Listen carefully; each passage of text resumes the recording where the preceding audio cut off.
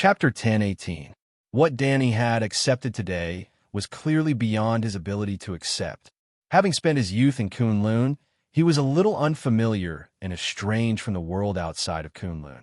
After coming to New York, Danny, who was caught in the eye of an unprecedented storm, was deeply fatigued. He decided to look for Kunlun's representative in New York and visit an old friend of Kunlun. Contrary to what most people imagined, Kunlun's representative was not a mysterious shop owner on the streets of New York, nor was he the leader of a Chinese gang in Chinatown. He was not even the owner of a dojo. Instead, he was an Asian history professor from Columbia University that had just moved to New York. When Danny came to visit, the middle-aged man who looked like a gentle scholar was a little surprised to see that Danny was a Caucasian. However, he still welcomed him calmly and said with a smile, "I've long heard that Kunlun's new generation Iron Fist is an American. I didn't expect you to pass the test of the Iron Fist at such a young age and become a Kunlun guardian." The professor was coldly won. He talked to Danny about the changes in America in recent years, as well as the chaos and unrest during the cataclysm in Old New York.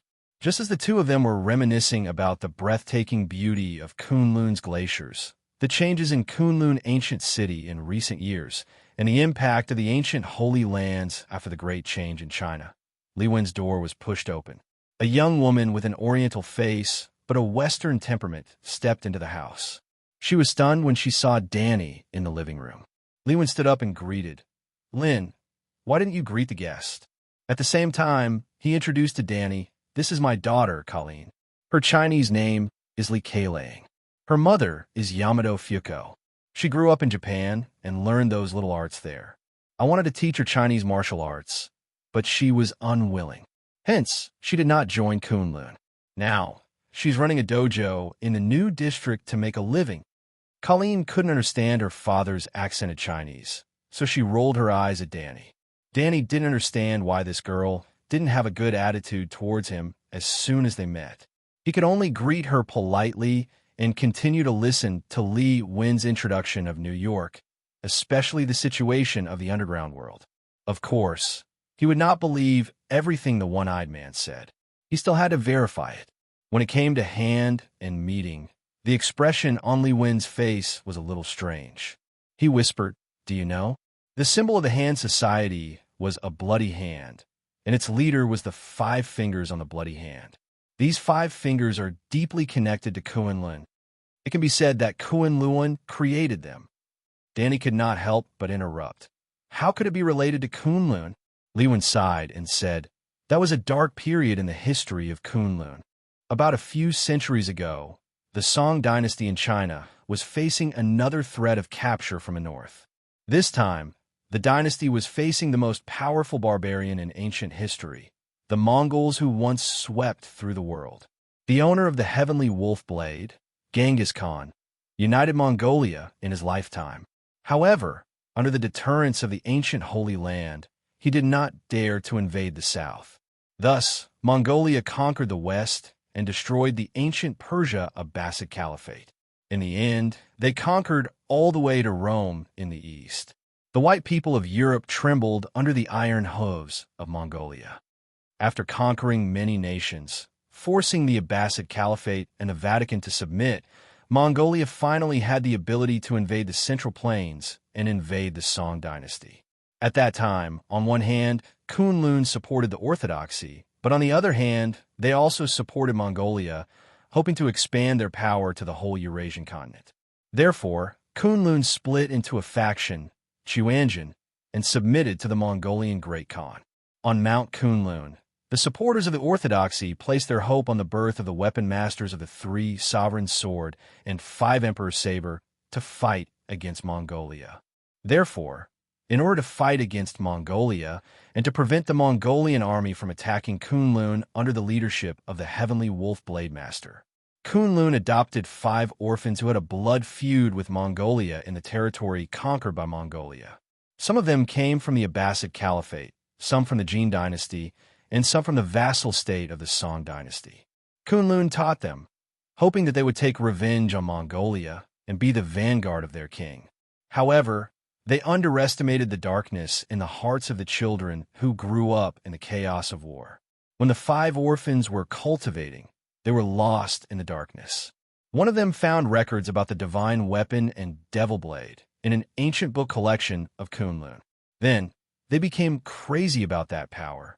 Therefore, for the power of the divine weapon and devil blade, they betrayed Kunlun. In the end, the Mongolian cavalry trampled the southern kingdom, and the 5 people took the opportunity to seize a devil blade with infinite power. They successfully sacrificed themselves to the devil blade. Under the influence of the devil blade's power, their ambitions grew crazily. After they obtained immortality with the help of the devil blade's power, they betrayed and schemed against each other. In the end, after the birth of the 3 sovereign sword master of the Central Plains, Zhu Chongjio, who had been recast as the Sun and Moon Divine Sword, was born, he obtained the assistance of the 5 Emperor Saber Master, Lan Yu, who had been recast as the Traversing Blade. He inherited the divine weapon left by Zhuge Liang and was recast as the powerful weapon master, Liu Bowen. He destroyed the Greedy Wolf Blade in the Mongolian capital and killed the Greedy Wolf Blade's weapon master, Zhan Quatimer.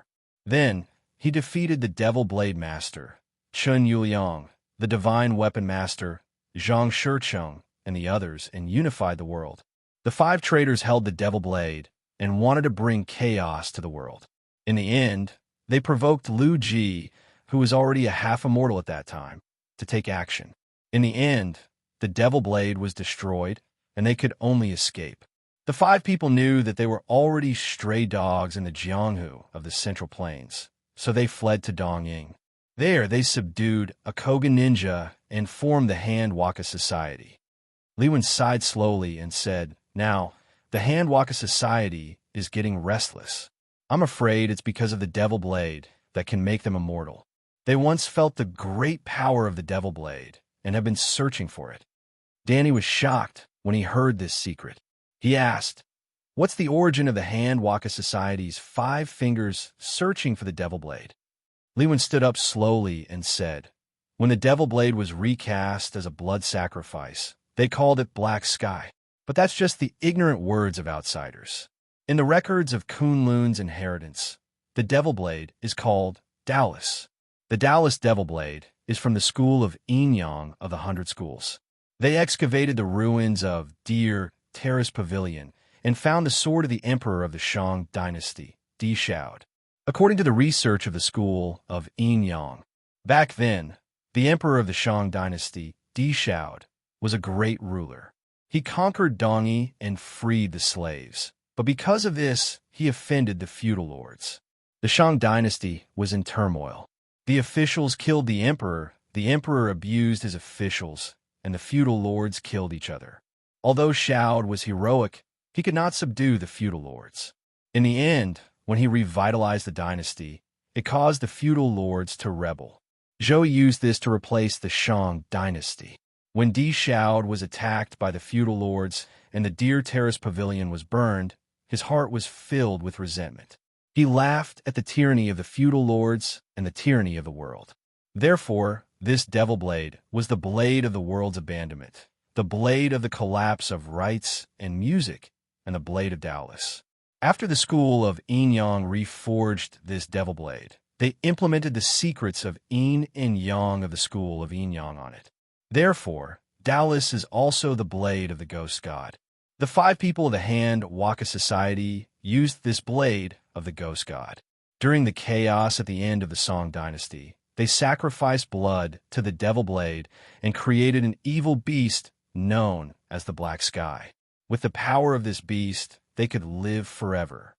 However, because the Devil Blade was destroyed, although the Black Sky did not die, it also lost control.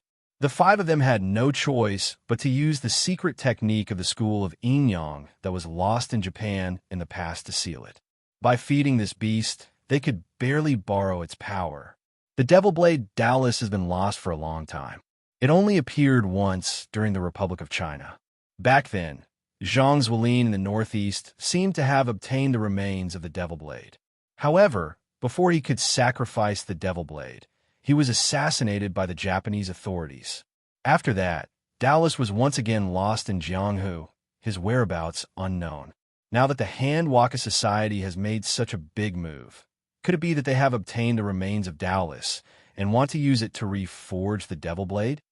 Danny said doubtfully. Harold has close ties with the Hand-Waka Society, but SHILD believe that they are plotting an ancient, indescribable, and terrifying power.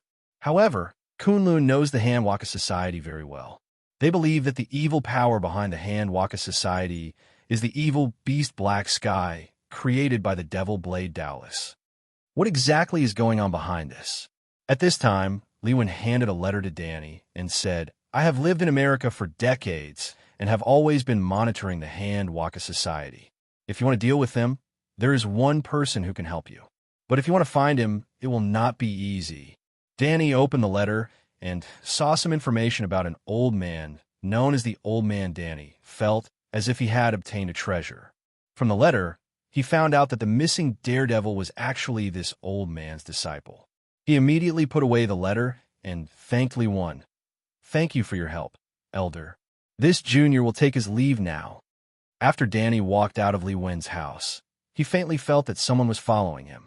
He used a remote alley to shake off the person and made a sudden attack. The person following him saw that the alley had reached a dead end, and there was no one in front of her. She turned her head and retreated, but when she turned her head, a mottled, jet-black iron rod was pressed against her throat. The ice-cold black rod made contact with her skin, and a thick and strange true chi was emitted from it. Danny only felt that his true chi was stirred up. Like tentacles, it spread out through the remains of the Sirius blade in his hand and formed a dense aura around his body.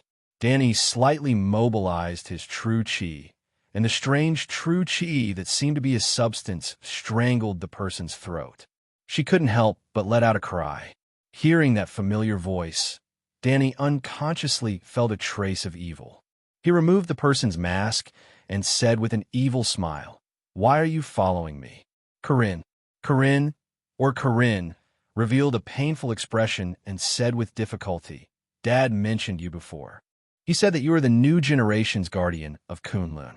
He also said that the Japanese kendo that I practice is like a child's game compared to Kunlun's martial arts. So, I want to test if Kunlun's martial arts is worthy of its name." Chapter 1019. After Danny left, Chunong talked to Luke alone as he wished, but the result was not good. Obviously, Luke Cage and the others were not willing to trust a Chinese man who came from afar, especially an unknown Chinese man. In the end, Chun-Ong had to give up, and the two only reached an agreement on a limited exchange of information. When Luke left, only Chun-Ong and the security personnel who knew nothing about what happened here were left in the entire Herod Industries headquarters. Chun-Ong sat quietly in the office and continued to wait. He had keenly heard some small sounds in the headquarters building. It was the sound of thick-soled combat boots stepping on the marble floor, and the sound-absorbing saws made a small sound. That sound, even civilian-level vibration detectors can't detect it. Probably only laboratory-level equipment, operating at full power, can clearly distinguish the footsteps of an entire team. Chun-Ong said playfully, "An entire team, they really think highly of me, even with fairly high-tech equipment. But to be able to reduce the movement of the infiltration to this point, to say that these people have not received professional training, not to mention Chun-Ong, even SHOD will not believe it. And Chun-Ong can even detect the movement pattern of the intruder from this small sound. Only the blind daredevil can do this with his hearing. Ninja." Chun-Ong sighed, "I've been to so many worlds, but I haven't killed a few ninjas, not counting the full-picture attacks, not counting the ones that accompanied the destruction of Japan, and I haven't dissected and studied them. It's really shameful." With a violent bang, the door of Chun-Ang's office was knocked open. Several hooded and masked ninjas flew in from the door, and the leading ninja shot 3 poison darts directly at Chun-Ang's vital points. These ninjas moved up and down, and some of them were agile. They could always use the few cover in the room to hide their figures, and their swordsmanship was also very sharp. If Chun-Ong was an ordinary person, he would have been cut into 3 pieces by the Tachi. Unfortunately, Chun-Ong simply pressed the white button on his right palm. The extremely low-frequency infrasonic waves instantly enveloped the entire room, and the ninjas with extraordinary ninjutsu instantly collapsed to the ground. Chenong didn't even look at the darts that were shot at him. He just flipped the desk in front of him with one hand, and only heard 3 thuds. The darts were deeply embedded into the solid wood desk. With such a big commotion, it seems that when Harold was working with you, his company had already been infiltrated by you. Chenong slowly stood up and said to the people outside the door, "If the security personnel outside are ninjas of hand and society, then it's no wonder that the 2 people in front were discovered when they sneaked in. It wasn't easy for you to wait until they left before making a move. I bet you even asked for permission from your superiors. Or should I say, you're the upper echelon." After saying that, Chenong kicked the collapsed ninjas and sneered, "What era is it now? He even used ninjutsu. Do you think you have chakra?" Although the era is progressing, ninjutsu is like the gold in the gravel. It will only become more and more brilliant as time passes. The person behind the door sighed and said in Japanese, "Humans are too arrogant. They still know too little when it comes to ninjutsu." The person turned around from behind the door, his back facing the light, and his shadow was projected in front of Chenong. He was holding a katana, and his figure was unexpectedly small. He was a very thin old Japanese man. "One arrogant young man." The person sneered and said, "Do you think you have defeated ninjutsu? At best, you have defeated 1 or 2 lame ninjas." After saying that, he looked at the 3 ninjas who failed the mission and said with an ominous expression, "You 3 trash. After failing the mission, do you still want to live shamefully?" The eyes of the 3 ninjas suddenly became firm. Although their muscles were paralyzed and they couldn't move, they still vaguely responded. Then, their pupils dilated and they stopped breathing. Chenong just calmly watched their performance. He impatiently sat on the overturned desk and whispered with a smile, "Fairy sand and soul returning spell? It seems that you have really secretly learned a lot of good things from the school of Yin Yang. What do you think? One of the 5 fingers of the hand society, the traitor of Kunlun, Murakami? Unfortunately, they will never wake up again." Murakami's face suddenly became ferocious. "It seems that we have underestimated you, as expected of the people sent by the big country in the east to kill us." Chenong didn't explain this misunderstanding. Instead, he looked at the immortal demon in front of him with interest. "You, who have lost your magic blades, are no longer qualified to be hunted. Organizations that are thousands of times stronger than you were instantly overturned under the will of the country. Not to mention a mere hand society. But you actually dared to extend your hands into China. You are really courting death. Under Fu Manzhou's plan, you took advantage of the reform period and succeeded in developing some results. But after the change, it will only become something that will kill you. Madame Gao didn't dare to come, but sent you to die. Don't you think carefully about the reason?" Murakami's face was ugly, and his wrinkles were squeezed together. He scolded, "Baka." Chenong looked up at the moonlight outside the window. Under the moonlight, another crescent moon rose in the room. It was the light of the blade in Murakami's hand. A large part of the ninjutsu of Japan originated from the secret arts of the school of Yin Yang. After the school of Yin Yang was tricked by the primeval demon puppet to forge the demon blade Daolis, they were deeply demonized, and a lot of demonic nature seeped into the Yin Yang technique. Even the ancient books became things like the Lord of Xian's 7 chapters. Therefore, the Yin Yang technique that was passed down contained unimaginable dangers. If not, the Han Society wouldn't have cooperated with Harold. The other part of the ninjutsu originated from the martial arts of Japan, mixed with some secret arts of assassination, concealment, theft, and infiltration, forming today's ninjutsu. The demon blade in Murakami's hand was a shikigami. This blade was mixed with illusions and curses. Often, the target could only see a piece of moonlight. They could only see the moonlight and not the blade, let alone Murakami himself. This was the extremely famous blade concealment among ninjutsu, also known as moon release. But Chenong turned his hand and a phase shield appeared. Behind the phase shield, The integrated high-energy laser generator on his wrist quickly unfolded and floated in front of Chun-Ong like a small shield. The fire control system of the quantum computer quickly locked on Murakami, and then dozens of lasers blocked any escape route of Murakami. In just a few milliseconds, an unknown, charred object fell to the ground in midair. What era is this? They still use ninjutsu. Chun-Ong repeated his previous sigh again. The planet destroyer dock over there is online.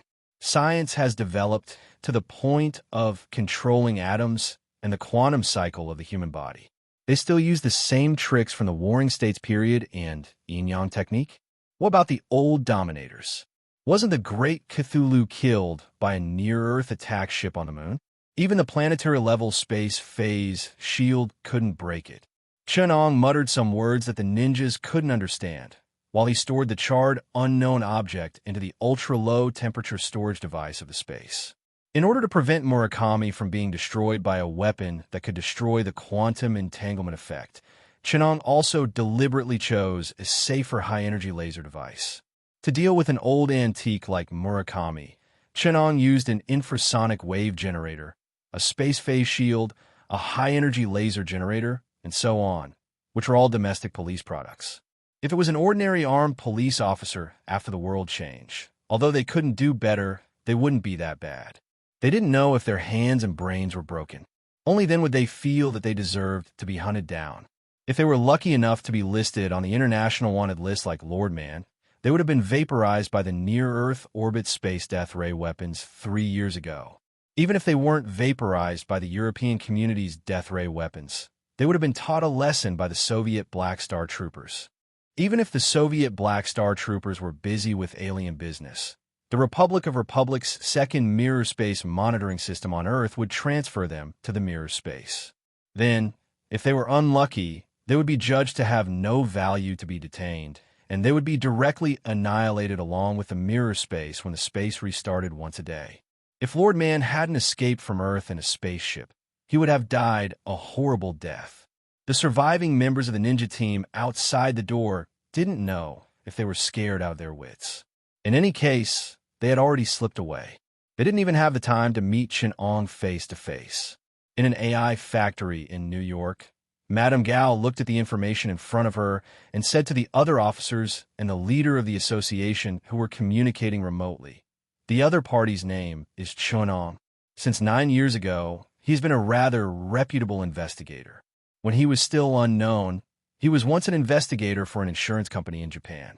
He investigated the evil spirit in the Zobo residence, the urban legend of Tomi that was circulating in Tokyo, the large-scale ride of the human head balloon, the parasitic incident of the extraterrestrial spores in space, and the meteorite crash in Hisao City, Gifu Prefecture. He also personally sank dozens of cement piles with unknown life forms sealed in them in the Mariana Trench. He boarded the island used by the Japanese financial group as a sacrifice, participated in that year's battle royale, and killed everyone, including the watchers and organizers. Some people said that they saw him tear the rip-lipped woman apart when she took off her mask. There were also eyewitness reports that when he was in the toilet, he fired 8 shots at one of the doors out of impatience, killing a girl named Hanako who had sneaked into the men's toilet. However, the police didn't find the bodies of the victims in both cases, so the case was left unsettled. The local yin-yang masters reported that he once went on a killing spree during his investigation and killed many local demons and gods. Later, all the supernatural phenomena disappeared wherever he went. People called him the slayer of ghosts and gods. In general, he is quite proficient in occultism and has destroyed several evil god sacrificial rituals. His combat ability is extraordinary. Another mysterious woman on the communicator asked, "Will he ruin our plan?" "Very likely. We have to get rid of him," someone said. However, Madame Gao only said angrily, "If we kill him, do you want to attract the attention of China?" "Madame Gao, you are too cowardly. Ever since you failed in China, you have been scared like a dog. The Hand-Peace Association doesn't need a cowardly leader like you. That's because you know nothing about how scary China is." Madame Gao said angrily, "Sawanda, if you want to die, go ahead. Don't drag me down with you. Enough. The most mysterious leader of the Hand Peace Association said, "The village chief has already gone to deal with it. Let's see what results he brings." Another person suddenly interrupted, "Harold is dead. Now we have lost another important helper in occultism. We can't control that thing with yin yang alone. No one has ever subdued that terrifying existence. If we want to achieve great things, we can't do it with just our organization. That investigator seems to be very proficient in occultism. Can we make use of him?" The highest leader of the Hand Peace Association thought for a moment and said, "We can consider it." After the communication was cut off, Madame Gao fell silent in the darkness. As she got closer, her old and thin body could be seen trembling. She said with deep fear, "You actually want to make use of him. You don't know how terrifying that government is. The era of yin-yang is over. The era of occultism is gone. In front of them, we are all ants." Chapter 10:20. Danny went to the one-eyed dragon, Nick Fury, and told him about what he had learned from Kunlun and the news of the society. The three-dimensional projection of the one-eyed man sat across from Danny. He supported his chin with his hands and thought about the information Danny brought. After a long time, he said, "Thank you for telling us this. In fact, although it is not a secret that the Hand and the Society are against SHO, we did not expect the 5 fingers of the Hand and the Society to have such a background. We did not expect that it involves the power of the magic blade." Danny said seriously, "The Hand and the Society must want to sacrifice the blood of the magic blade. According to the records, the magic blade must be sacrificed. If they are allowed to regain control of the power of the magic blade, the consequences will be unimaginable. The whole of New York may be destroyed because of this." Nick Fury tapped the table and nodded. "If you want to stop the Hand and the Society, you need the help of 2 people. One is the old man. I told you that he is the master of Daredevil, the person who trained him. But there are some things you do not know. He is also the enemy of the Hand and the Society, the leader of the ninja organization Innocent Society. The Innocent Society and the Hand and the Society are old enemies. He knows a lot of important information about the Hand and the Society. Of course, more importantly, he wants to destroy the Hand and the Society more than you do. If you can get his help, you will be able to control the Hand and the Society's fatal weakness." Danny said in a low voice, "Even without your reminder, I was going to find him. I might have guessed something about the first person you mentioned, but I have no clue about the second person. Do I know him?" "Yes." The one-eyed man knocked on the table. "But you don't trust him?" Then a picture of Chun-Ong appeared in the projection. In the picture, Chun-Ong was wearing a hat and was dressed in ordinary clothes. He looked into the distance as if he was staring at something. Ong Chun, you may not have heard of his name, but in the ears of special people, that is, people like us, his name is widely known. He is the most legendary symbol in the field of investigators. In Japan, in the United States, in Europe, he has investigated mysterious cases and encountered dangers beyond your imagination. This is really a mysterious person. He is a legend and also a mystery. Chun-Ang's file began to appear on the screen. Danny's sharp eyes caught a few small bold-faced words such as Silent Hill Investigation Report, Elm Street Mystery Case, Crystal Lake Camp Murder Investigation, Cultist Behind Texas Skin Case, Hannibal's Oral Analysis by Investigator Ong Chun, Briarcliff Asylum Investigation, Los Angeles Murder Case, Mystic Falls Town Abnormal Human Study, Columbia Golden Lake Adventure Diary, River Cove Town Cult Family Investigation, JFK International Airport Boeing 777 Parasite Case. In between the dense investigation reports, there were also countless ancient papyrus and parchment books filled with Latin, hieroglyphs, and Hebrew.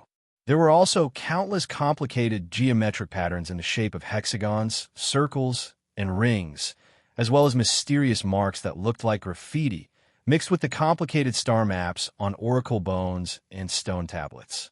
Nick continued to introduce. He is a truly outstanding master of occultism. When he was young, he studied for a master's degree in ethnology in China. Later, he was admitted to a double doctorate in folklore and religion. He once studied occultism at the University of Cambridge. At first, He was just a researcher who was proficient in Eastern occultism. But during his time as an insurance investigator in Japan, he began to come into contact with a series of strange incidents.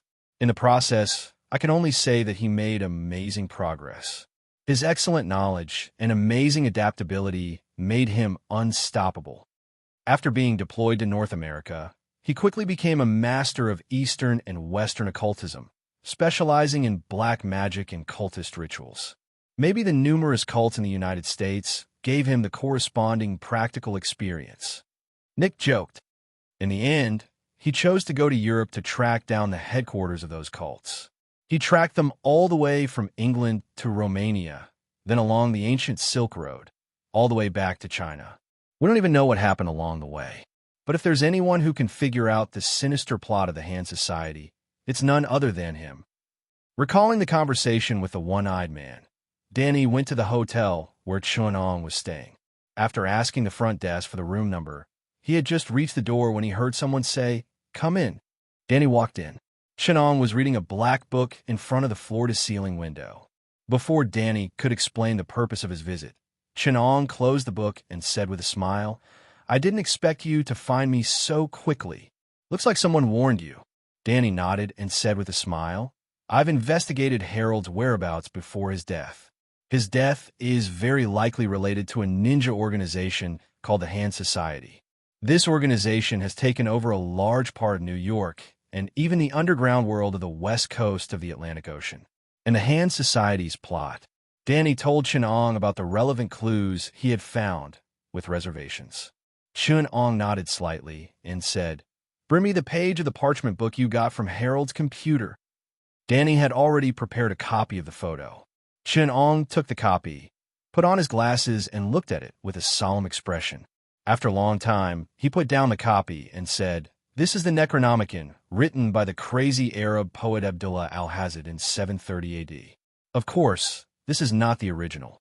Although it's a parchment book, it seems to be a deliberate attempt to mislead the reader into thinking that this is the version translated by the Greek scholar Theodorus Freitas in Constantinople in 950 AD, because this is the only version written in Greek on parchment. However, the page we're looking at, the star chart that records the positions of celestial bodies such as Jugas, Kas, and Charnos, is full of mistakes and is too simple.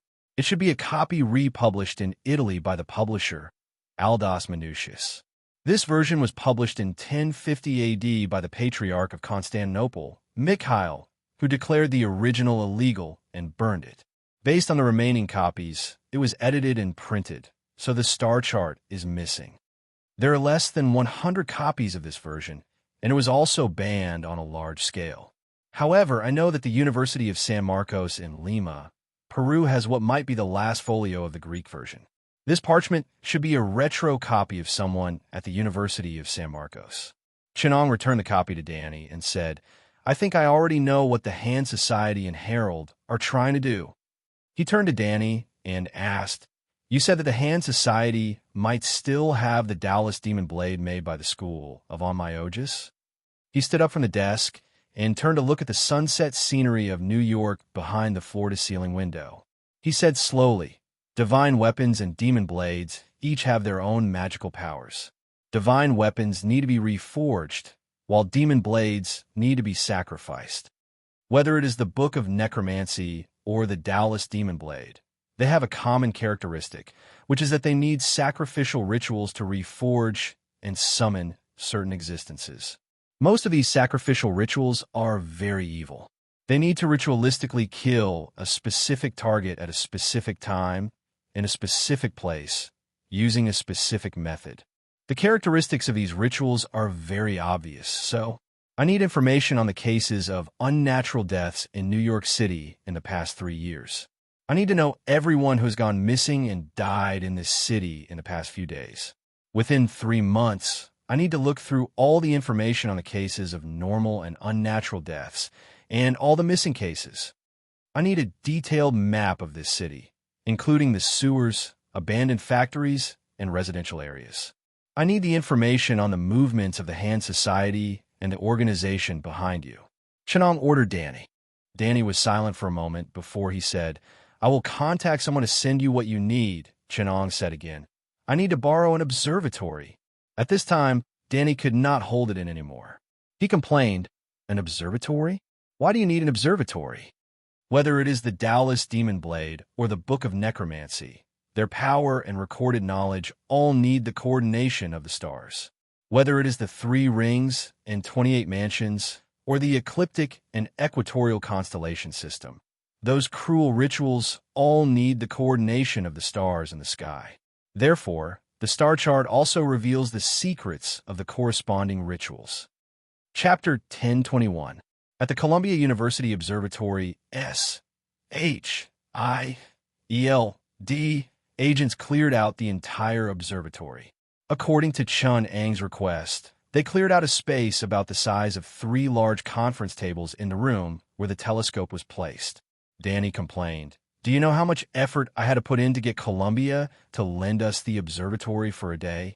I had to ask a lot of people. You better pray that your astrology works. Chen glanced at him and said calmly, You better pray that I don't take what you said to heart. The old man with the staff leaned on his walking stick, and the whites of his eyes were rolled back. His face had the unique expression of a blind man, and he did not look young anymore. Even though his body was thin and withered like an old man, the muscles that had thinned out were still filled with energy. The expression on his face was not exactly good. It's hard to imagine that SHIELD called me over to deal with the Shikuwa Society because of your astrology. The old man said to Chen bluntly. He then turned to Danny and said, If you hope that this liar can destroy Black Sky, I can only say that our cooperation is no longer necessary. Danny said, To be honest, I have my doubts too. But this was introduced to me by the former director of SHIELD. He must have some tricks up his sleeve. You have no idea how terrifying Black Sky is. The old man was still a little dissatisfied. He urged, The Pure Truth Society and the Shikuwa Society have been enemies for many years. As early as the founding of the shogunate, we were enemies. Today, we can be called old enemies. Our understanding of the Shikuwa Society is better than anyone else. It's the same for their most powerful weapon, Black Sky. The old staff man put down his cane and stared blankly into the distance. He sighed faintly and said, The power of the Black Void is unimaginably strong. It can control a person's life and death. The 5 fingers of the Hand Society relied on its power to live forever. The ninjas of the Hand Society also relied on its power to become very strong. They are not afraid of death, and their bodies change into the state of evil spirits. Even after they are destroyed, they can rely on the power of Black Sky to bring them back from hell. The Shikuwa Society relied on the power of Black Sky to wreak havoc in Japan. This was because they had yet to fully control Black Sky. If you let them control the Black Void and obtain its power, then you can imagine what you will face in the future. It will be an army of ninjas that will never die.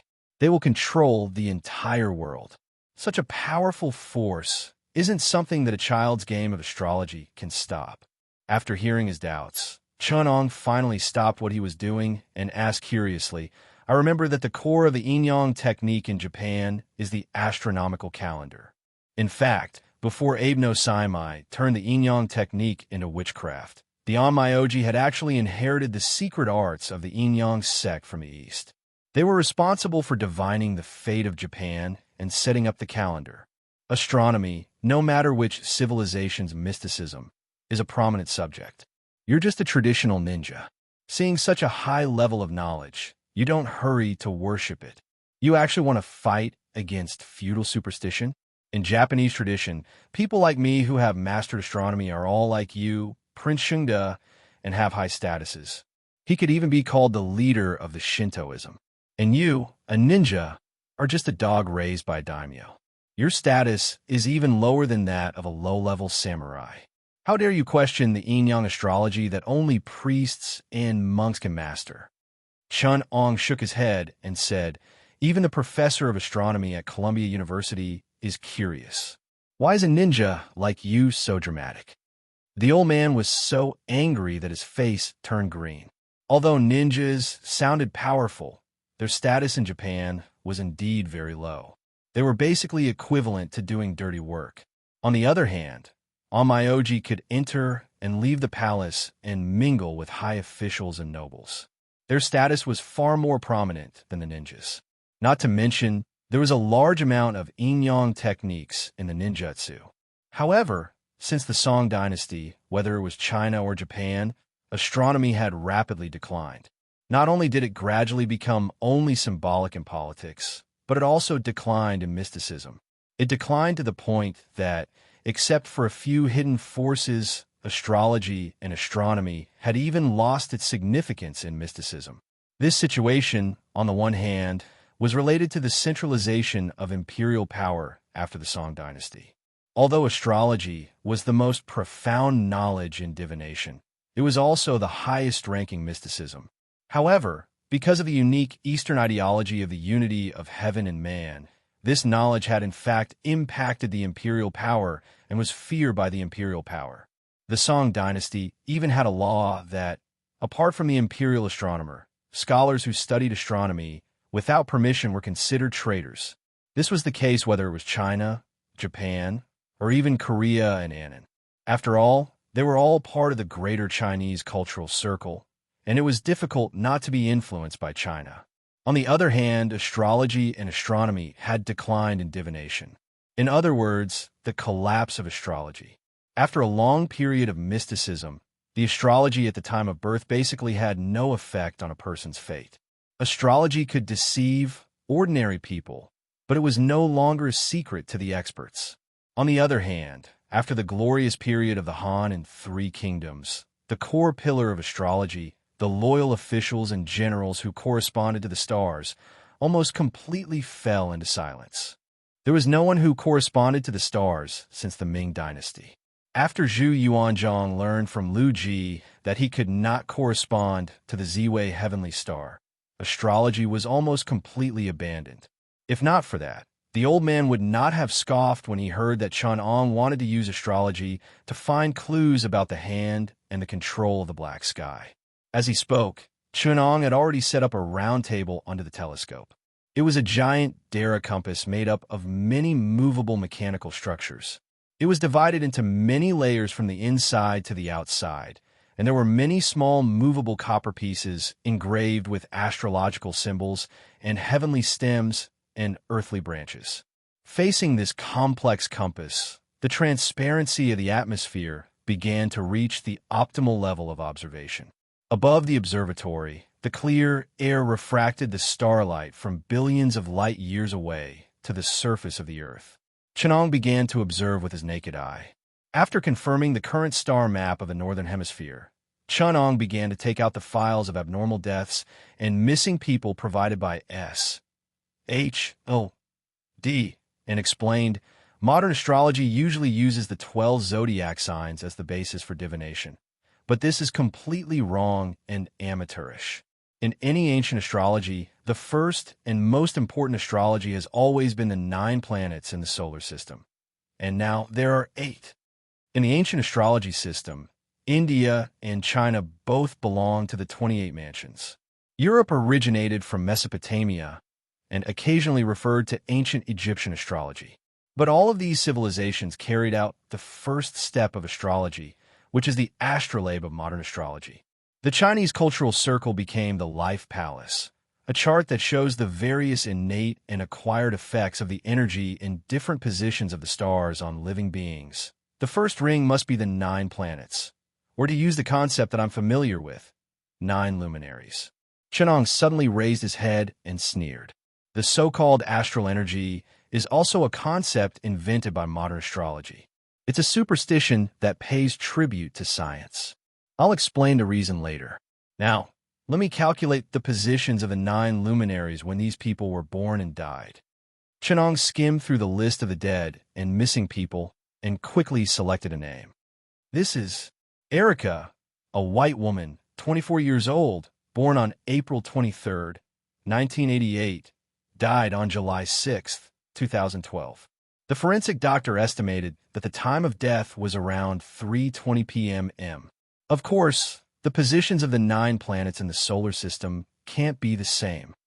However, including the tidal force of the moon, the relative positions of the 5 stars of metal, wood, water, fire, and earth, and the sun and moon, they are astonishingly similar in astrology.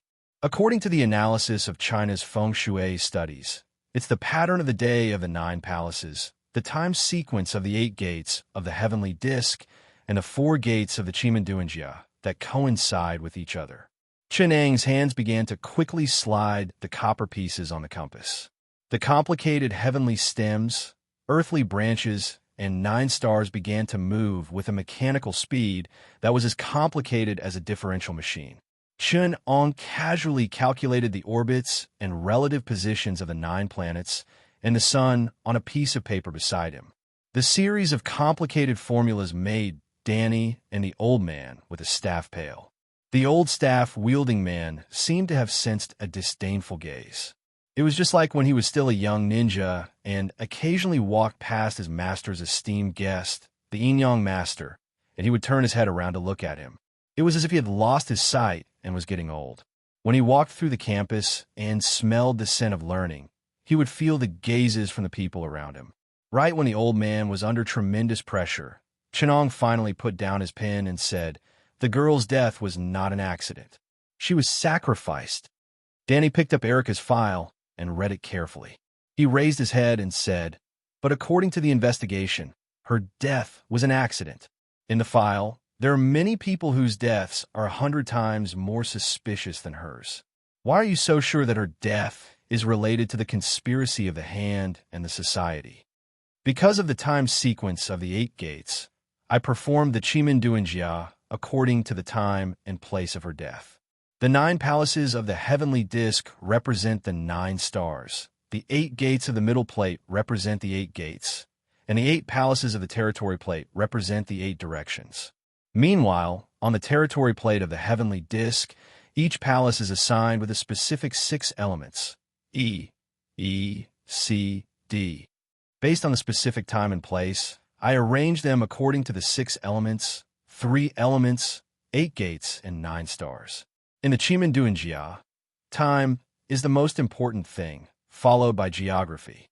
According to the time and place, I arranged them according to the 3 plates, and it was found that the time of her death corresponded to the year of her birth. Considering her fate, her death at the corresponding time must be a sacrifice. This person's fate is unremarkable, and the 4 pillars are not unusual either. It's impossible for normal people to sacrifice them. To sacrifice such an unremarkable date of birth, the host must be a master of occultism, or a lot of manpower and material resources were wasted on trial and error." Chapter 10:22. Chenong explained, "It's just constantly trying, like a blind cat trying to kill a mouse. What if you kill the right person? Even if the success rate is only 1 in 10, you can still make 1 sacrifice after you kill 10 people. That's trial and error. It's very likely. When I read the files just now, I found that other people are suspected to have been sacrificed too. But either the alignment of the 9 planets is wrong, or the relative coordinates of the 9 planets are wrong. Either the relative coordinates of the 9 stars are wrong, or the sacrifice is unsuccessful." Danny was shocked. That is to say, the Hand Society might have killed a lot of people for trial and error. Can't normal people host a sacrifice? Chenong dropped the pen and sneered. "Why don't you try?" Danny looked down at the complicated formula and shook his head in horror. Chenong added, "Astronomy has always been a very esoteric subject. The calculation of the orbits of celestial bodies is still a field full of difficult mathematical problems. My 3-body problem is not something an ordinary person can answer." In ancient times, the development of mathematics was actually driven by the practice of astronomy. It's safe to say that astronomy is the mother of mathematics. The calculation of the relative orbital coordinates of the 9 planets in the solar system and the time sequence is a great test of your mathematical knowledge. In this world, there are many people who understand mysticism, and there are also many people who understand mathematics. However, mysticism researchers who understand mathematics, Shun Ong sneered. "You expect those wizards and warlocks to study mathematics and calculate the trajectories of stars. He pointed at the old man, who was completely confused, as if he were blind, and said, "Do you see that, ninja? How much better can the Hand Society be than him?" So, the Hand Society has to cooperate with Harold. Danny was greatly enlightened. Harold's group is plain, but it's not a problem for them to calculate the trajectories of stars. With Harold's help and the Hand Society's talents in mysticism, it's possible for the sacrifice to succeed. Chenong nodded. Most of the cult sacrificial cases that I've investigated have failed miserably. Their so-called sacrificial rituals mostly use bloody and terrifying rituals to attack their own minds, causing their own mental defenses to collapse so that some filthy existences can pollute their minds. In terms of effect, these sacrificial rituals are similar to the hallucinogenic herbs used by the gods. But whatever Hand will want to do, they don't need those fake rituals to replace psychotropic drugs. Danny said solemnly. Then, Ong Chun, we need your expertise to analyze the consequences of the correct rituals. Mysticism knowledge that can truly make contact with those taboo existences is rather difficult and complicated. It requires extremely high qualities in mysticism. Those true sacrificial rituals could summon some terrifying taboo existences. Some of them are demons, some are angels, and some are great spirits. Among them, the most dangerous are known as the old gods. Chenong explained, just like the famous magic book, Solomon's Key. Mages gain power by summoning demons. That's orthodox magic, but because it's extremely dangerous to come into contact with demons, most mages can't control them. Instead, their souls are taken away by the demons. For example, the ancient mages Faust and Dante were victims of this. So, later mages turned to some planes and existences that have no self to gain power from. The old staff man kept a low profile and did not say a word. Danny suddenly asked Chunong, "Master, you once mentioned that the life matrix of the person being sacrificed is nothing special. Even though I don't know much about mysticism, based on my shallow knowledge, the people who are sacrificed are usually the ones who are selected and have specific characteristics. For example, the four Yin, the four Yang, or the stars of calamity, and so on. Why didn't Hand and will look for these people, but chose to sacrifice those with ordinary fate instead?" Chunong shook his head and said, "She was selected, the most suitable sacrificial victim." Chunong returned to the binoculars and rearranged the Chimin Duanjia. He explained, generally speaking, the sacrificial victim wants to use the special power of the sacrificial victim, so they need to kill the victim at a specific time and place. The key lies in the sacrificial victim. The time and place are chosen by the victim's fate. But this time, the sacrificial victim is chosen according to the time of the sacrificial ceremony. In other words, in order to choose the sacrificial victim at a specific time and place, the most important thing is the victim's time of death. Knowing this, you'll be able to grasp the main clue. Danny looked at the 5 sacrificial victims that Chunong had picked out, but to his surprise, only 3 of them had the time of death, and the other 2 were missing. Chunong pointed on a map and said, "The white man died last Wednesday at 9:45 p.m. in the Northeast City. This black woman will be sacrificed at 1:05 a.m. the day after tomorrow at this location." Danny stepped forward and said, "This is the dock area. The situation is very complicated, so it's hard for us to find a person hiding here. Also, how do you know they're sacrificial victims? They don't have the time of death at all."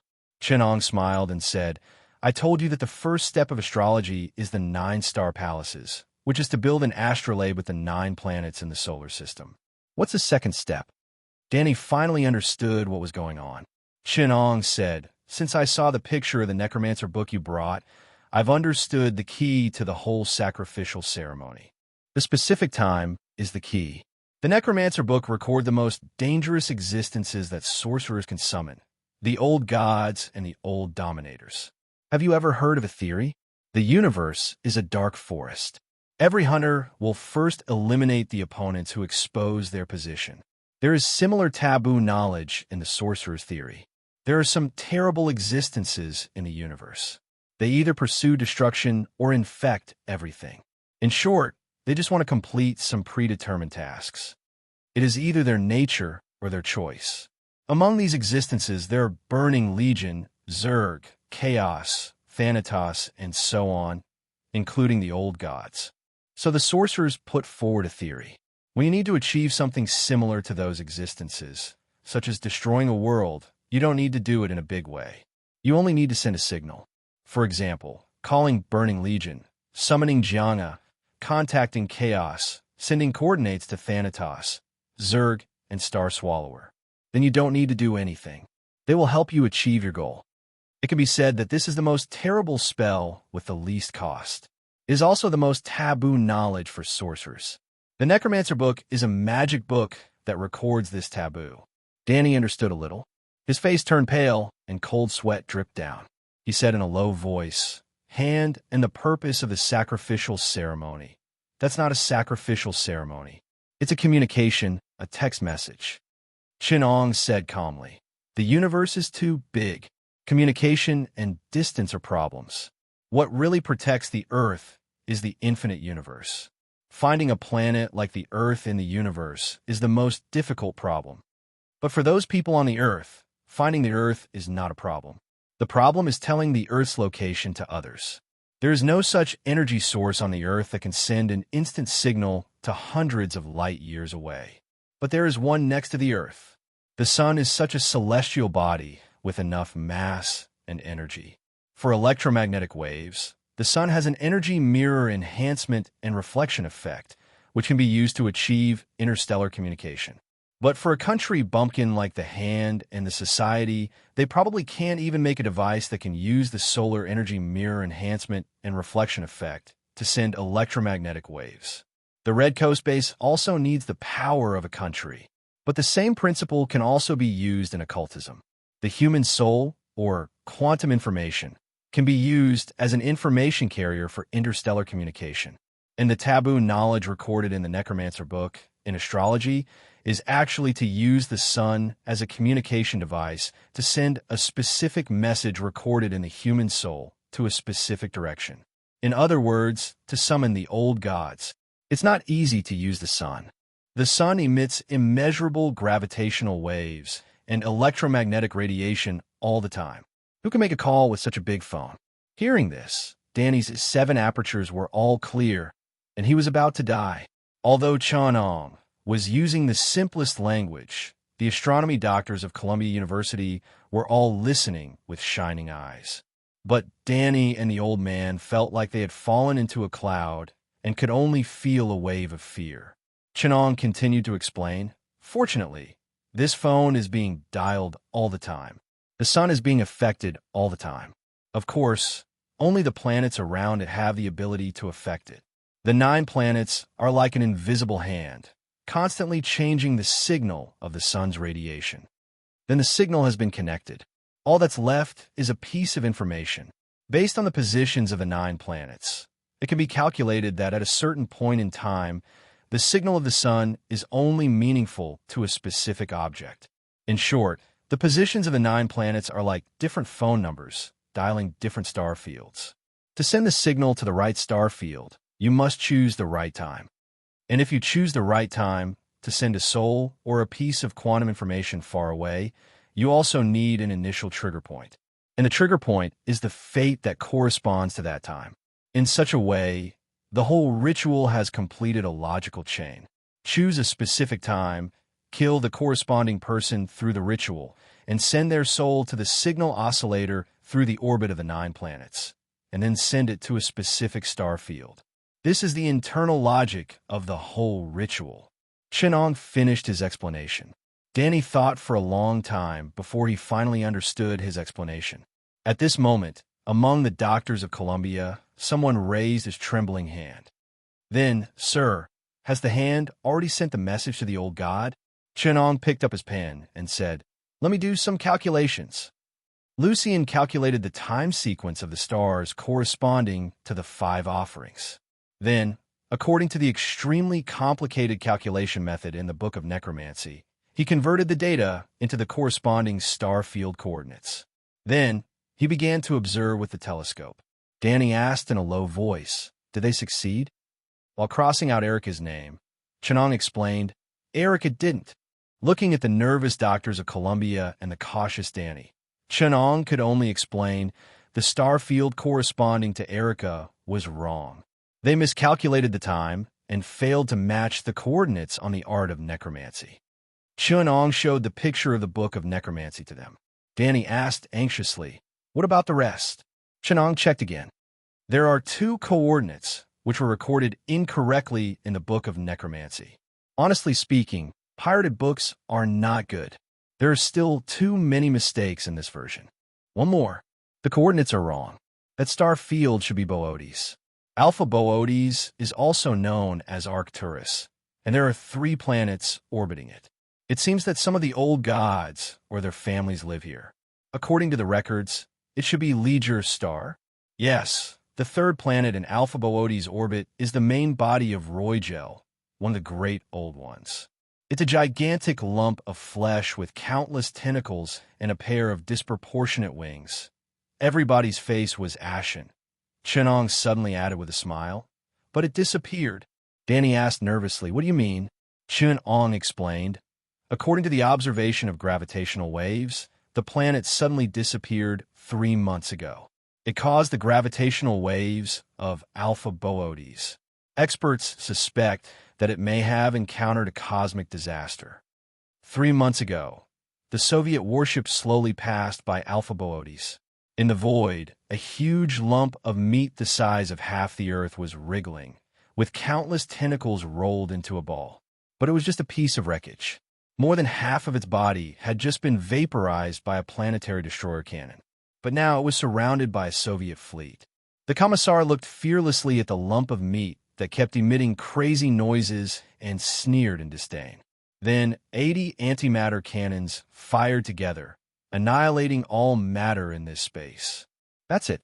No matter what the reason is, before the signal from the ritual arrived, the planet disappeared along with some unknown existence. Only the ritual the day after tomorrow. Chenong mumbled to himself. "Let me calculate. The coordinates are correct. The star map is also correct." Chapter 10:23. The second New York was built on the ruins of the original New York City.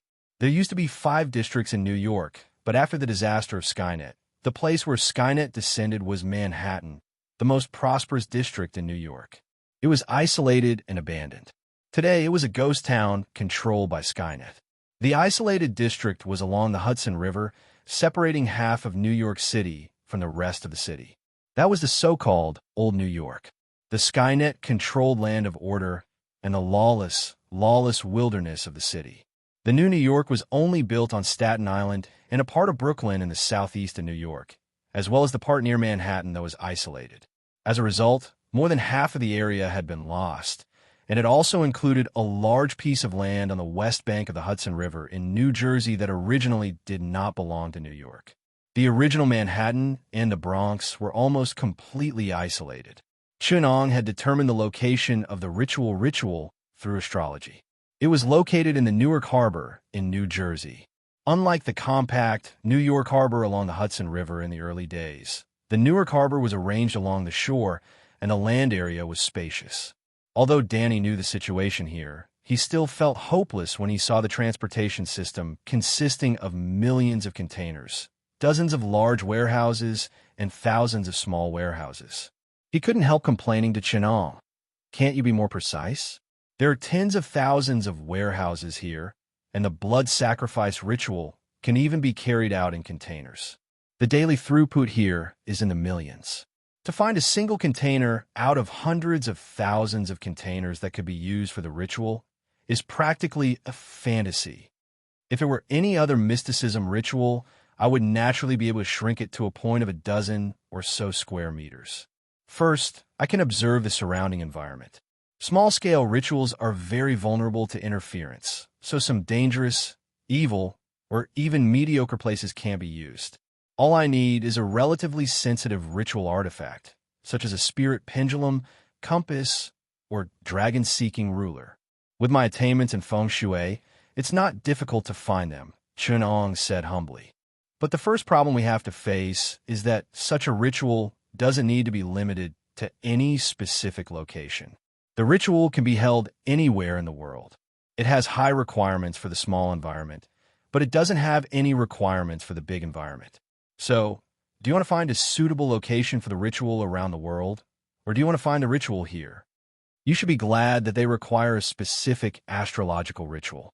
Celestial feng shui, or astrology's requirements for territory, was usually based on latitude and longitude, which was the Earth's specific angle relative to the stars to determine the location, so it covered a large area. Also, we were unlucky that the most suitable place for the ceremony was one of the busiest ports in the world. There are a large number of people and material activities here every day. The qi, or spirituality, in the surroundings changes drastically. It's a wasteland in the study of feng shui. The changes in environment are so intense that all mysticism-probing artifacts and tools are rendered useless. For most mysticism rituals, this kind of place where people and substances change violently is a place of death. That's because there's only geomancy in the big environment here. There's no geomancy in the small environment. The most important thing about geomancy is stability. Whether it's the Eastern way of geomancy or the Western way of magic arrays, the first requirement for the environment is stability. But celestial feng shui, or astrology rituals, don't need a small environment. They rely on the environment, and their power comes from the most stable and powerful source of power on Earth, the stars. 99% of the power of the entire planet comes from the stars in the universe, and 90% of this comes from the nearest star to us, the sun. This kind of power is more powerful than any dragon vein, spirit vein, enchantment, or great spirit. Luke, the black man who followed them, looked at Danny's gaze and said helplessly, "This HLD can't possibly spend so much manpower and material resources to search the entire port. First of all, the Congress and the President won't agree to go to such great lengths to investigate whether the Hand and the Society are alien invaders. Didn't you see that the Avengers didn't participate in the investigation? Although the black sky you speak of is very scary, the Hand and the Society is just an underground organization at the end of the day. It's too weak compared to aliens, Apocalypse, and even Hydra. The threat is far from that level." The old man sneered. "Sooner or later, they'll regret it because they underestimated us. Moreover, even the current director of SHILD, Cole, doesn't have the power to interfere with the operation of one of the largest ports in the United States. Every minute of delay here costs hundreds of millions of dollars." Luke said helplessly, "So we can only rely on ourselves." "Actually, you don't have to worry." Chinong calmly pushed up his glasses. Danny turned his head excitedly and asked, "Is there any other way?" Chinong wrote and drew on a piece of paper as he explained, "When I said that we don't have to worry about interference in the ritual, I meant under ideal circumstances. You know, ideal circumstances usually refer to standard situations explained in textbooks. Standard situations in textbooks usually also require standard operations in textbooks. In the field of occultism, standard operations in textbooks are naturally easy for me. But the Hand and the Society? They're still far from that." Danny suddenly said excitedly, "That is to say, the Hand and the Society can't hold sacrificial rituals at will. Judging from the previous sacrificial rituals that were full of mistakes, the level of these people is probably only slightly better than the leaders of the new and prosperous cults in the United States. There's still a long way to go before they're professionals. Not to mention a professor like me." Luke quietly noted down Chunang's words and then asked, "Doctor, are there many people who can be considered as professionals in occultism? You mean those on Earth?" Chunang said meaningfully, "Quite a few. Most occultism associations exist in a secretive state. Let's not talk about the East for now. Whether it's Kunlun, Zen, or reclusive forces, they're all deeply hidden. Europe is the birthplace of occultism in the West. The hermit orders, the Vatican, and even the dark creatures and ancient cults are countless. Not to mention India, Egypt, Kamartaj, and Africa's voodoo cults, they're countless." Just as Luke and the one-eyed man behind him were deeply uneasy, Chinong suddenly smiled and said, But when it comes to North America and even the United States, you can rest assured, this is a desert of occultism. Otherwise, there wouldn't be so many new cults choosing to take root here. In the whole of North America, there are only a few who can be considered professionals. A certain daywalker who hunts vampires counts as half a professional, and a vampire counts as one. Kamartaj has a temple in New York, and a certain knight who has a contract with a demon counts as one. It seems that some witches survived the Salem witch trials. There are also a few members of the hermit orders in North America. The Freemasons seem to be preserving some of the heritage of the extinct Indian civilization. Chun Ong casually mentioned a few forces and then pointed out, these forces may have professionals, but not necessarily. After all, professionals, especially those in occultism, need a long time to learn and train. After the professionals of some forces die, there will be a long period of blank space. Seeing that it was almost afternoon, Danny had to interrupt them and said, I don't care about that. I just want to know how to find the people of the hermit orders. Seeing that the sun was gradually moving to the west, Chenong turned around and said, we need to wait until night. There are too many human activities now, and the interference is too strong. Will you be able to find them at night? Danny asked solemnly. Chenong spread out his hands. Unfortunately, I can't. Then why are you still wasting our time? We are running out of time. There are less than 8 hours to 1 in the morning, and this is not even enough for us to walk around the port, Danny said angrily. But at night, the interference will be weaker, and the hermit orders will have to take out something. Chenong explained calmly. What is it? Danny asked. Magic blade, Dallas remains. Danny's expression changed. They will take out something like this. Chenong said indifferently. Of course. Otherwise, how do you think they almost succeeded several times with their amateurs? As I said, the power of a ritual depends on the details. Every time the precision is doubled, the power of the ritual will increase by 10 times. This is the principle of the A.I. chip in occultism. The power of a secret instrument depends on the precision. If the precision is not enough, then it can only rely on strength. It is commonly known as flying brick, which means that as long as the force is strong enough, even a brick can fly. As long as the power of the core is enough, even the crudest secret instrument can be effective. With the hermit order's level, how strong can they take out a core? Of course, they will use the power of the magic blade.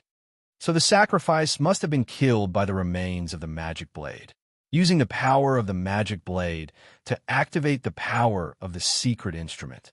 Danny suddenly understood. At that time, the power of the magic blade can be easily detected. Chun Ong sneered.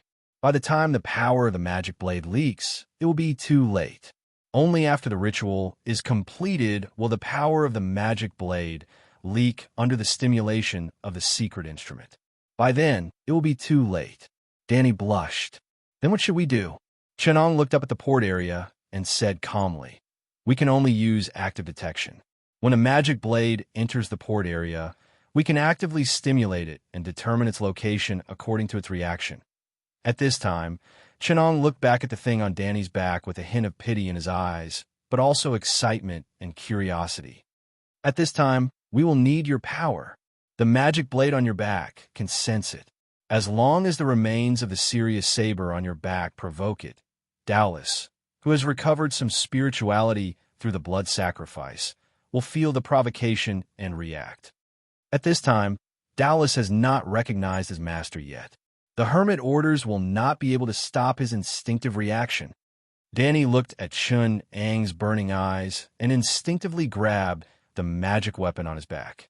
He stammered, but the Sirius saber has not been reforged. It is still a remnant. I don't know how to provoke it. Chenong pushed up his glasses, which reflected the cold white light. Danny was terrified. He said slowly, it's okay. I know. Reforging a magic weapon requires the weapon master's strong emotions. This is called the path of the magic weapon. Then it can be reforged with the environment formed by the hearts of the outside world. Right now, we can't provide the environment that the Sirius saber needs, but it can still react under the strong emotions of the weapon master. The remains of a magic weapon are also a magic weapon. They also have great power. Danny stammered. Then, what kind of emotions does the serious saber need?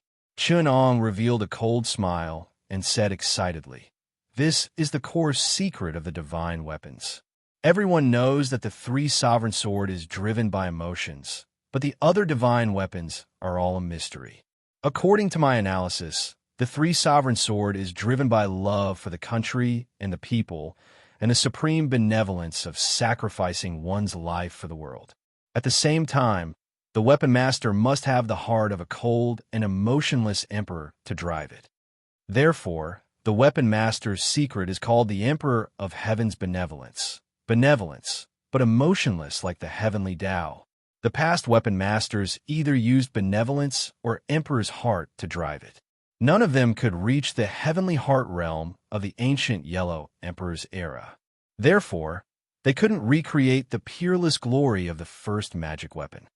Back then, great ancestor Shung didn't use the three-sovereign divine weapon because he couldn't understand the emotionless Emperor's heart, even though he had a benevolent heart.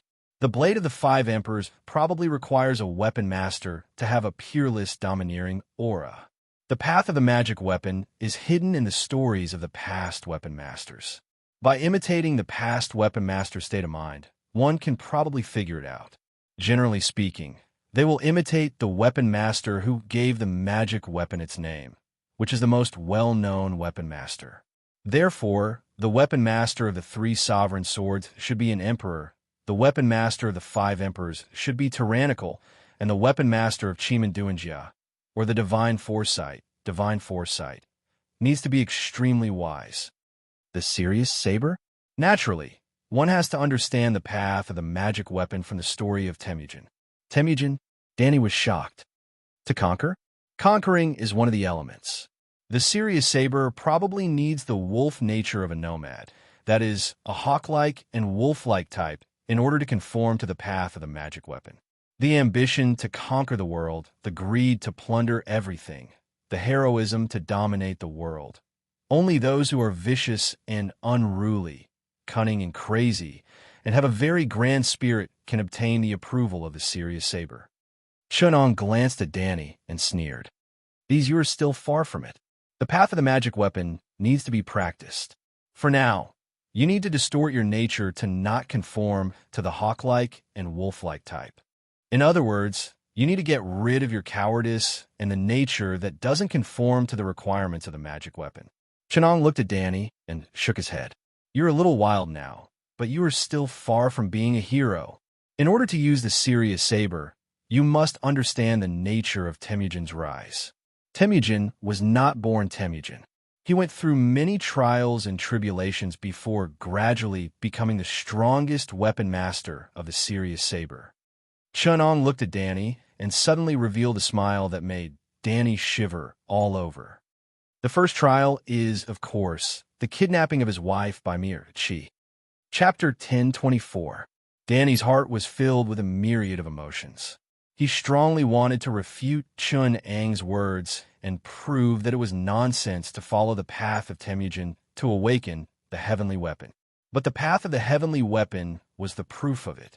Behind him, the Sirius clan trembled impatiently when he was immersed in these complicated thoughts, completely proving what Chun-Ong said.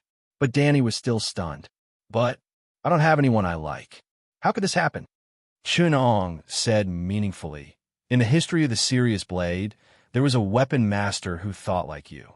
He didn't want to suffer the humiliation of the heavenly weapon and decided to never fall in love with anyone. Originally, it would have been impossible for him to become a weapon master. The Sirius Blade was just a piece of scrap metal in his hands. This person was able to maintain his mind under the power of the heavenly weapon. It was truly admirable. Unfortunately, he was too compatible with the nature of the Sirius Blade. On top of that, at that time, the fate of the Han Dynasty in Shinjo backfired. The Qing Dynasty emperor who came to the Central Plains was young, and powerful ministers were in power. Seeing that the legal system of the Qing Dynasty was in danger of being overthrown, he immediately ordered the fate of the Dragon Vein to counterattack, calling for the master of the Heavenly Wolf Blade to suppress the fate of the Qing Dynasty. In addition, at that time, two divine weapons and devil blades appeared in the world. One divine weapon fell into the hands of the great Ming dynasty's Zheng Wang of Taiwan.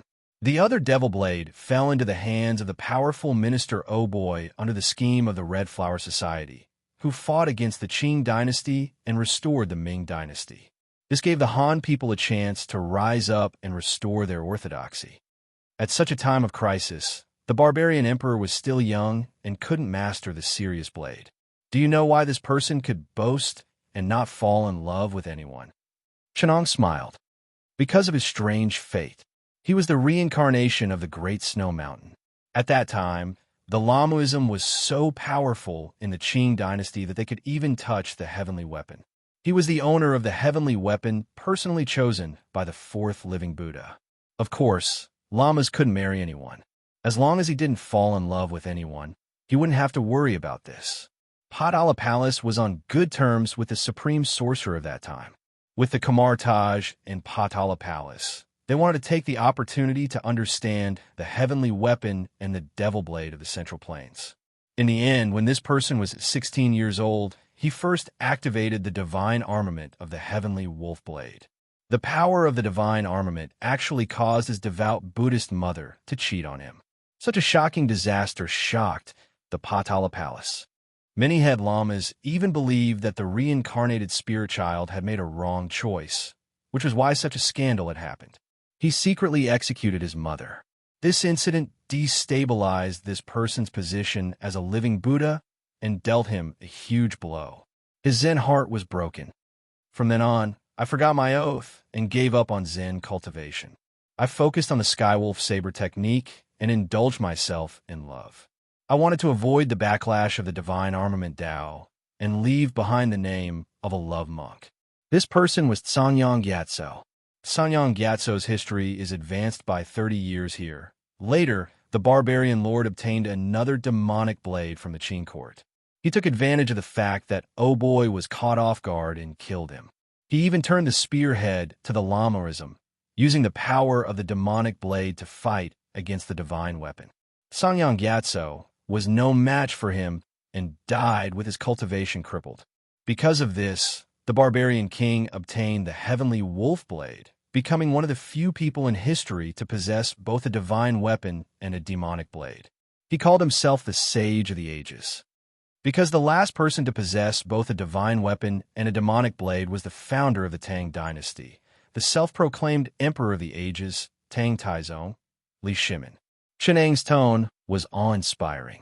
The divine weapon and the demonic blade are the most powerful existences in mysticism. Their power is actually something that a small individual's fate can defy. 20 divine weapons and magic blades, each one of them not inferior to the Church's 3 great holy weapons, Holy Grail, Holy Spear, and Holy Cross. They are also not inferior to the Eye of Agamotto that was secretly passed down in the mage country, Kamar Taj. Divine weapons and demonic blades are so powerful that a mere weapon grandmaster wants to control them. Of course, there will be backlash. The path of the divine weapon is not affected by others. The so-called backlash is when the path of the divine weapon affects the weapon grandmaster's fate. The 3 sovereign sword has the tribulation of the emperor's heart, while the 5 emperor saber has the tribulation of the 3 sovereign swordmaster's nemesis, and the tribulation of becoming a king. Every 5 emperor saber master is a person of love and character, and has the appearance of dominating the world. Therefore, they will usually lose their loved ones and be killed by the 3 sovereign swordmaster. Chimin Dunjia, warping the heavens and latitude and earth, has extreme wisdom and will suffer the tribulation of being envied by the heavens and men. The Sirius blade has the appearance of an eagle and a wolf, and will suffer the tribulation of breaking dreams and hurting love. The common land hammer has the feeling of being deserted by the masses, and will suffer the pain of rebelling. The divine weapons and demonic blades are inauspicious objects. Since ancient times, they have only favored heroes. However, only through many trials and tribulations can a hero be born. Since ancient times, heroes have not been kind. With such great power, of course, there will be corresponding misfortunes. Chun-Ong sighed with emotion. Perhaps all of this was already predestined when the divine weapons and demonic blades were created. After all, the one who created the divine weapons and demonic blades was the primordial demon. Danny stared blankly at the serious blade on his back and said, "Such a divine weapon. I." He wanted to say that he did not want it, but the divine weapon in his hand seemed to have heard his words. It suddenly let out a long cry, as if it was unwilling to be given up. This actually allowed him to get a glimpse of the power of the serious blade as a divine weapon. Danny felt the powerful power that could destroy heaven and earth, and could not say anything else. The old man with the staff and Luke, who were standing beside him, seemed to have sensed something. Luke was just a Native American, so he did not understand the meaning of the presence that made him shudder, but the old man with the staff was different. He stared at the serious blade in Danny's hand, and a trace of greed flashed in his eyes. This is the power of a curse. Chun-Ong felt the power and could not help but sigh. I'm afraid that this is why the new government of China gave up on these divine weapons and demonic blades. After all, the Middle-earth no longer needs heroes to protect it. The epic of the divine weapons of emperors and generals will eventually become history. The Middle-earth will usher in an era without heroes. Perhaps these divine weapons and demonic blades will also be unwilling to give up. I heard that the 3 sovereign sword has been silent since the founding of the country, and the 5 sovereign sword made its own cry on the day the world changed. The cry of the sword carried a deep sense of loneliness and sorrow, moving all who heard it. Some time ago, when the 3 sovereign swords were about to be sent out of the country, they self-destructed and injured themselves, forcing the central government to send them back to the museum. Perhaps this divine weapon will remain there forever, quietly displaying the history of the emperors, generals, and ministers. The world is harmonious, and the people are united. The heroes are helpless, and the divine weapons are empty. Chun-Ong said faintly. Danny listened and could not help but feel touched, but he still refused. But I still can't touch the way of the divine weapon. After all, I just came down from the mountain, and I don't even have a girlfriend. Chun-Ong laughed coldly. Do you think I don't know the power of the serious blade? The blade is as greedy as a wolf, and every generation's owner must be infected by it. They have an endless desire for anything beautiful in the world, so they have an evil temperament and love everyone they see. They must want to build a large harem. Even a ghost would not believe that you have no goals. It's not like the 5 sovereign sword, which has inherited the way of the overlord. It will only love one person in its life, and it will not change until death. Every generation will repeat the tragedy of farewell, my concubine.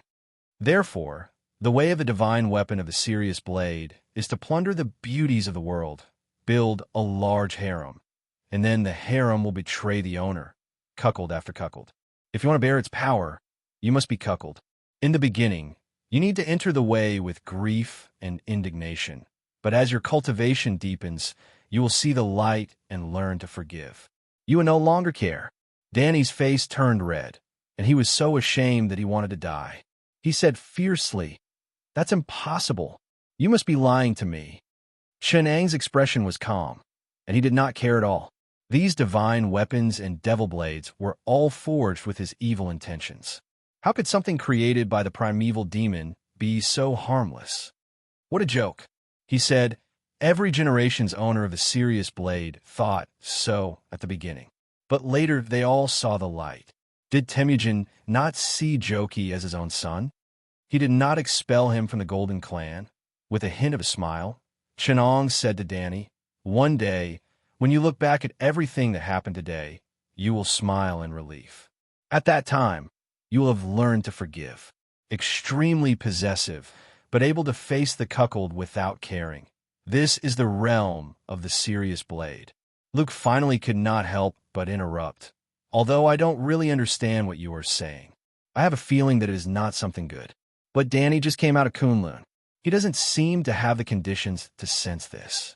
Divine weapon." Chun-Ong smiled and said, "You can do it too. Speaking of which, your conditions are better than his. After all, You have the purple man. Maybe if you pick up this divine weapon, you'll get a response. Unfortunately, when those things happened, you did not know your current girlfriend. Luke's face immediately darkened. He turned his head and did not speak. The old man, however, was ready to make a move. Chenon glanced at him and sneered. Don't even think about it. At your age, giving you the serious blade might even stimulate some special hobby in you. With this kind of special hobby, not only will you not be sad or angry in the face of the way of the divine weapon, but perversely excited it will not be recognized by the divine weapon. Otherwise, wouldn't the curse become a benefit? Danny felt slightly humiliated and said angrily, I can't accept this kind of thing. With a cold expression, Chun Ong said in a stiff tone, for the people of New York, for the people of the world, for the overall situation. He looked at the sky and said, We don't have much time. Danny looked dejected. He murmured, Corinne. Luke was just about to tell the one-eyed man about the stalemate here. When he heard this, he was stunned and asked, What? Danny's face turned red with embarrassment. I have a crush on Professor Li Wen's daughter, Corinne. Luke quickly told the one-eyed man about this. Of course, S.H.I.E.L.D. knew about Li Wen and his daughter. The one-eyed man was also a ruthless character. He said on the other end of the phone, It's simple. Corinne has a boyfriend. Although they have broken up, I will create a coincidence for them to meet. Perhaps it was to protect Danny's face, but the one-eyed man did not say anything else. The rest of the time could only wait. As time passed, the sky gradually turned dark. The old man and Luke were a little anxious. Danny squatted alone in the distance. His expression was very complicated. He stared at the ground in a daze. When the moon rose and the old man could not bear it anymore, the one-eyed man, Nick, finally called. Luke looked at Danny sympathetically and handed him the phone. Danny looked at the phone and could not help but kneel on the ground. Listening to the subtle voice in his ear, Chen Ong thought calmly. It seems that Americans are very open-minded even though they are Chinese. I wonder how many boyfriends Corinne has had. Maybe it's a handsome agent sent by the one-eyed man. I guess he said it was an ex-boyfriend to take care of Danny's feelings. Danny's hands trembled slightly. His eyes were filled with endless grief and indignation. His true chi surged uncontrollably and spread out through the remains of the Sirius saber on his back. Behind him, it formed a looming Sirius howling at the moon. The moonlight gathered toward where Chun Ong and the others were. From a distance, it looked like a pillar of the sky had appeared in the port. The moonlight gathered above the warehouse and enveloped Danny. The black Sirius true chi devoured the power of the moonlight. An indescribably powerful force suddenly enveloped the whole port. The bright moon in the sky was silently missing a hole. The edge of the full moon disappeared little by little. The agent of S.H.I.E.L.D. looked at the sky and said in surprise, There's no lunar eclipse today. Far away on the west coast of the Pacific Ocean in the United States, the one-eyed man, Nick, quietly watched the lunar eclipse in the sky. His expression suddenly became serious. Fortunately, his face was dark, so no one could see it. Chunong also watched as the moon was devoured little by little, and the stars became more and more brilliant. Among them, the Sirius star suddenly became several levels brighter. He said in a low voice, When the moon is dark, the Sirius star will appear. This is the sign of the Sirius star offending the moon and the disaster of war. The remains of a Sirius saber on Danny's back still vibrated. The transformed Sirius true chi invaded his body, making his face more and more ferocious. His eyes gradually became bloodshot. As he raised his head, a pair of blood-red eyes forced the old man and the others to step back. The old man panicked and said, His chi seems to be getting stronger and stronger. Now it has far exceeded his original chi, and it's becoming evil. Chapter 10:25. Dallas. The mysterious sensing ability between heavenly weapons finally came into play. Under the power of the awakening of the Sirius saber, a black and red evil aura rose from the northwest, exuding a power no less than that of the Sirius saber. But this also exposed the location of the heavenly weapon. At this time, the Sirius saber in Danny's hand became more active under the stimulation of Dallas. The trembling, broken saber swallowed Danny's pure, yang, genuine chi, gradually changing the nature of Danny's genuine chi. The pure, yang, genuine chi gradually became dry and hot. The power of heavenly weapons was mysterious and unpredictable. Every heavenly weapon, or devil blade, was a peerless martial art. The peerless martial art contained in the Sirius saber was the true meaning of Sirius when the barbarians invaded the central region, calamity of soldiers. There were 7 calamities in the calamity of soldiers: drought, locust, hunger, plague, shwetu, burning the city, and lightning. They symbolized the 7 calamities that the Son of Heaven could sense when the calamity of soldiers was about to begin. Danny's pure yang, genuine chi gradually became dry and hot. It was the supernatural ability of the heavenly weapon that made his genuine chi transform into the drought attribute. The old man was the closest to Danny, so he was affected by the genuine chi that Danny released. He was blind, but because of this, his sense of touch was more sensitive. He immediately felt that the air around him was quickly losing moisture as Danny's genuine chi evaporated. Just because he was standing a little closer, the old man could feel the moisture on his skin quickly evaporating as if a force was devouring him. Chunong inadvertently glanced around and saw that where Danny passed, the dust on the ground, which had been moist because of the night temperature, quickly dried and turned into gray powder, as if the soil had lost its vitality. In the cold and foggy night, the people near the seaside port could faintly feel the restless hot wind of the desert. Danny's true energy surged, and the dry and expanding hot air inside his tight-fitting warrior's suit swelled and flowed. His whole body soared up like a big bird, and with a tap on the container in the distance, he glided away. He himself didn't notice that his lightness skill had made an astonishing progress. Hamba's genuine chi evaporated the water around him, creating hot air that made him as light as a hot air balloon, allowing him to stay in the air for a longer period of time. He leaped over 100 feet and disappeared from Luke's sight after a few ups and downs. Chenong stepped on the motorcycle parked beside him, turned the throttle, and sped away. The old man's thin figure sped away like a black line. He was as agile as a rabbit, and with the unique movement method of a ninja, he disappeared. Luke was the only one who wasn't prepared, so he clumsily chased after them. Although the big black man was clumsy, he was fast. In a warehouse in the port area, Fighting Man, who had only one of his 5 fingers, was holding Tyrannical, which was trembling violently in his hand. Tyrannical was like a katana that had been broken in half. It was like a sword, but it had recovered the edge of a weapon, unlike the Sirius blade, which was still like an iron rod. But it was clear that Tyrannical had not been successfully recast. Its body was still riddled with scars and half-melted scars, but the thick color of blood gave it a trace of vitality. The scarlet blood wrapped around the blade, slowly flowing as if it had a life of its own, highlighting the demonic nature of the demonic blade. Black Sky can feel the enemy approaching. It's very agitated, it's angry. It's also thirsting for blood. Madame Gao closed her eyes, sensing Tyrannical's emotions. Fighting Man scratched his head and said blankly, "Should we wait here, or?" Madame Gao melted into the darkness, and her voice came from the darkness. "I'll hide with the sacrifice. If you can handle it, kill the enemy that's chasing us. If not, lead them away." Madame Gao wasn't worried that Fighting Man would fail, because the power of Tyrannical's demonic blade was beyond anyone's imagination. Madame Gao led a few ninjas to press down the trembling sacrifice with a black sack over his head. Her acute senses picked up the rumbling sound of a motorcycle engine outside the warehouse. That idiot Murakami. If he hadn't suddenly disappeared, he and Fighting Man would have been able to deal with any sudden enemies under the influence of Black Sky's power. Madame Gao thought angrily as she informed the mysterious woman, the leader of the 5-fingered gang.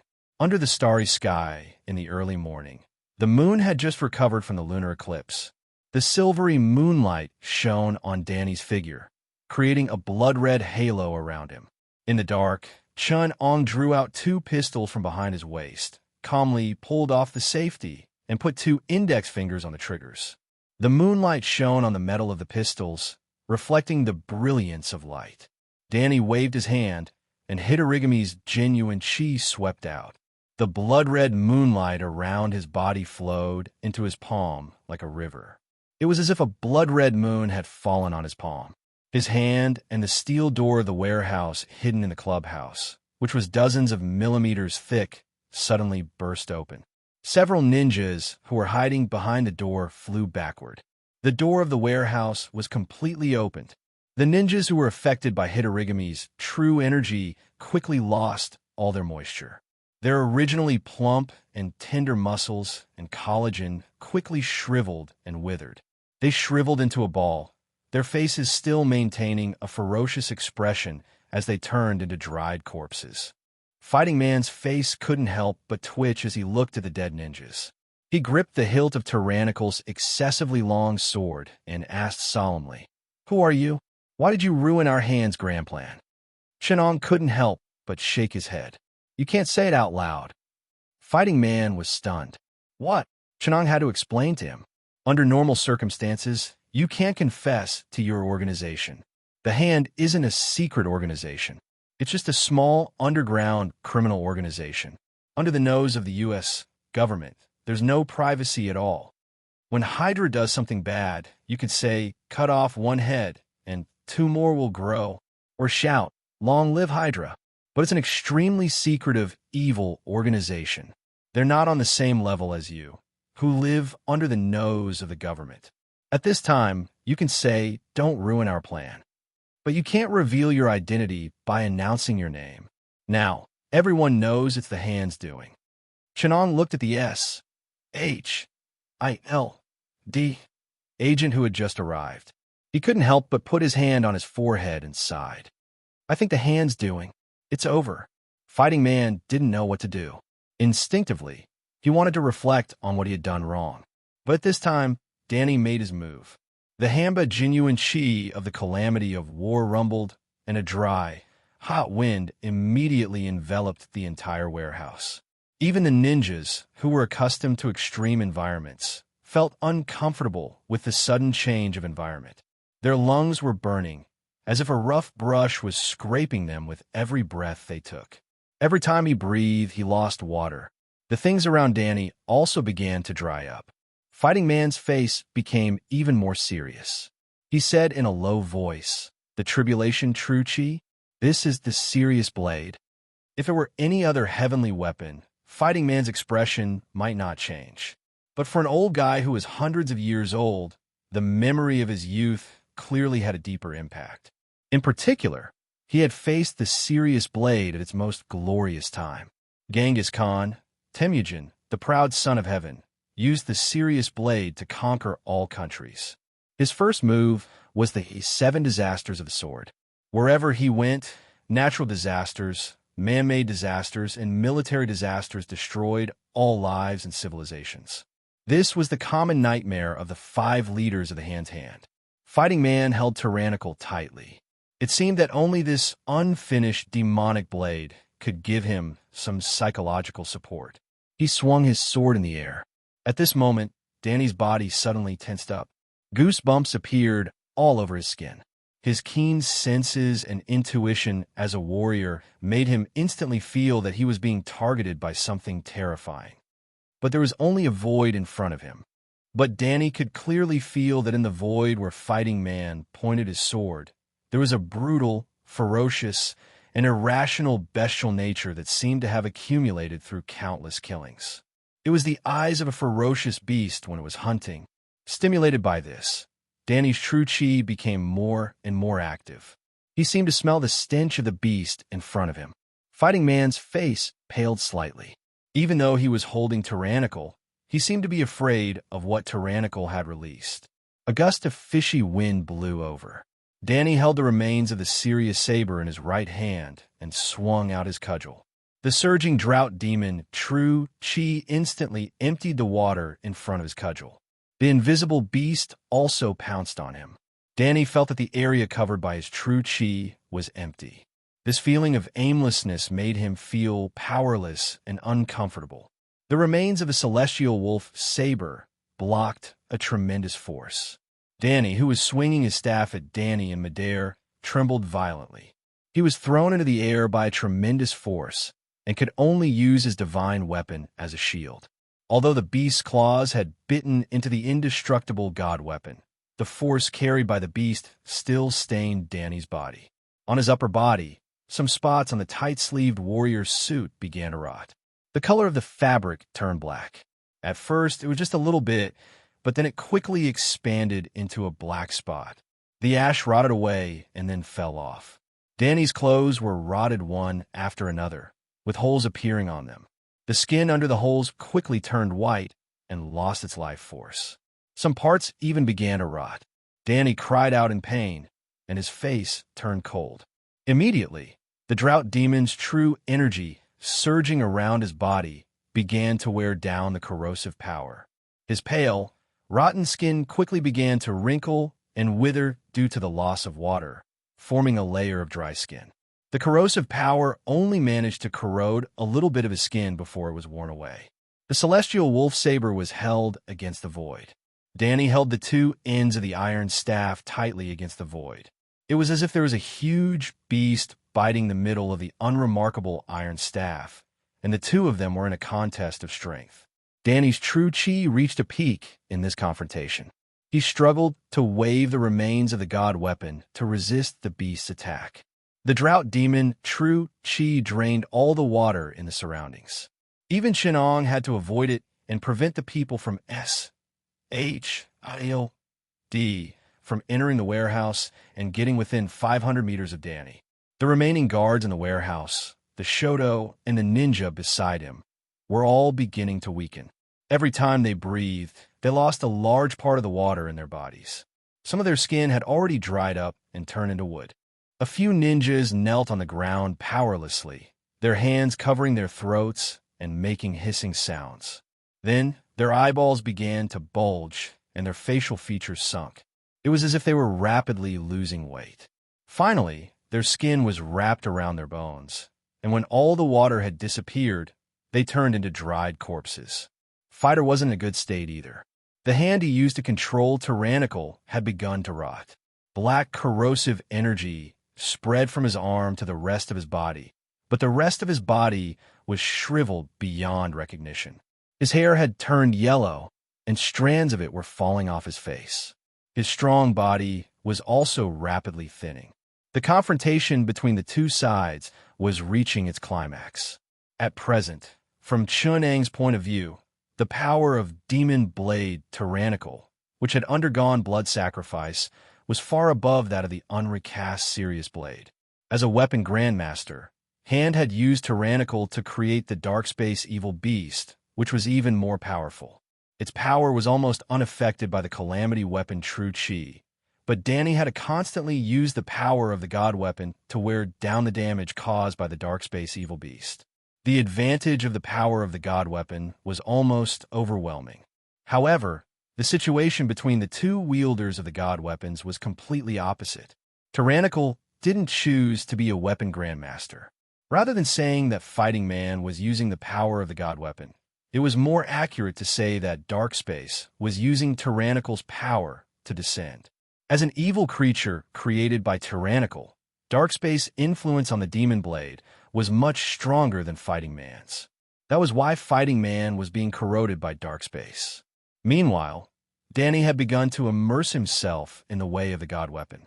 The God weapon was changing him and adapting to him. They were merging into one. From Chunang's point of view, the recast Tyrannical could completely control Dark Space.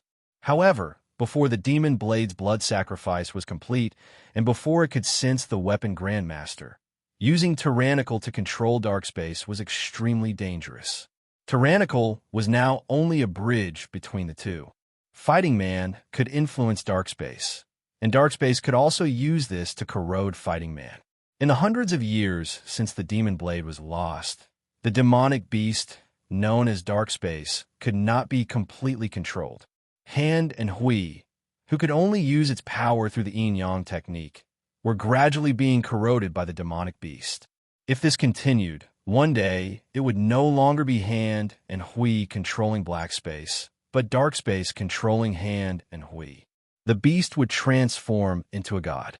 Perhaps it was because Hand and Hui felt this danger that he was desperately pursuing the power of the demon blade, tyrannical. Shenong calculated. If dark space wanted to kill weapon Grandmaster Danny of the Serious Blade, it would take at least 2 hours to expand its advantage. However, Fighting Man would not be able to last half an hour before he was completely corroded by dark space power. Half an hour. The stalemate can only last for half an hour at most. After half an hour, if Danny can kill Fighting Man, he will stop dark space descent and banish it again.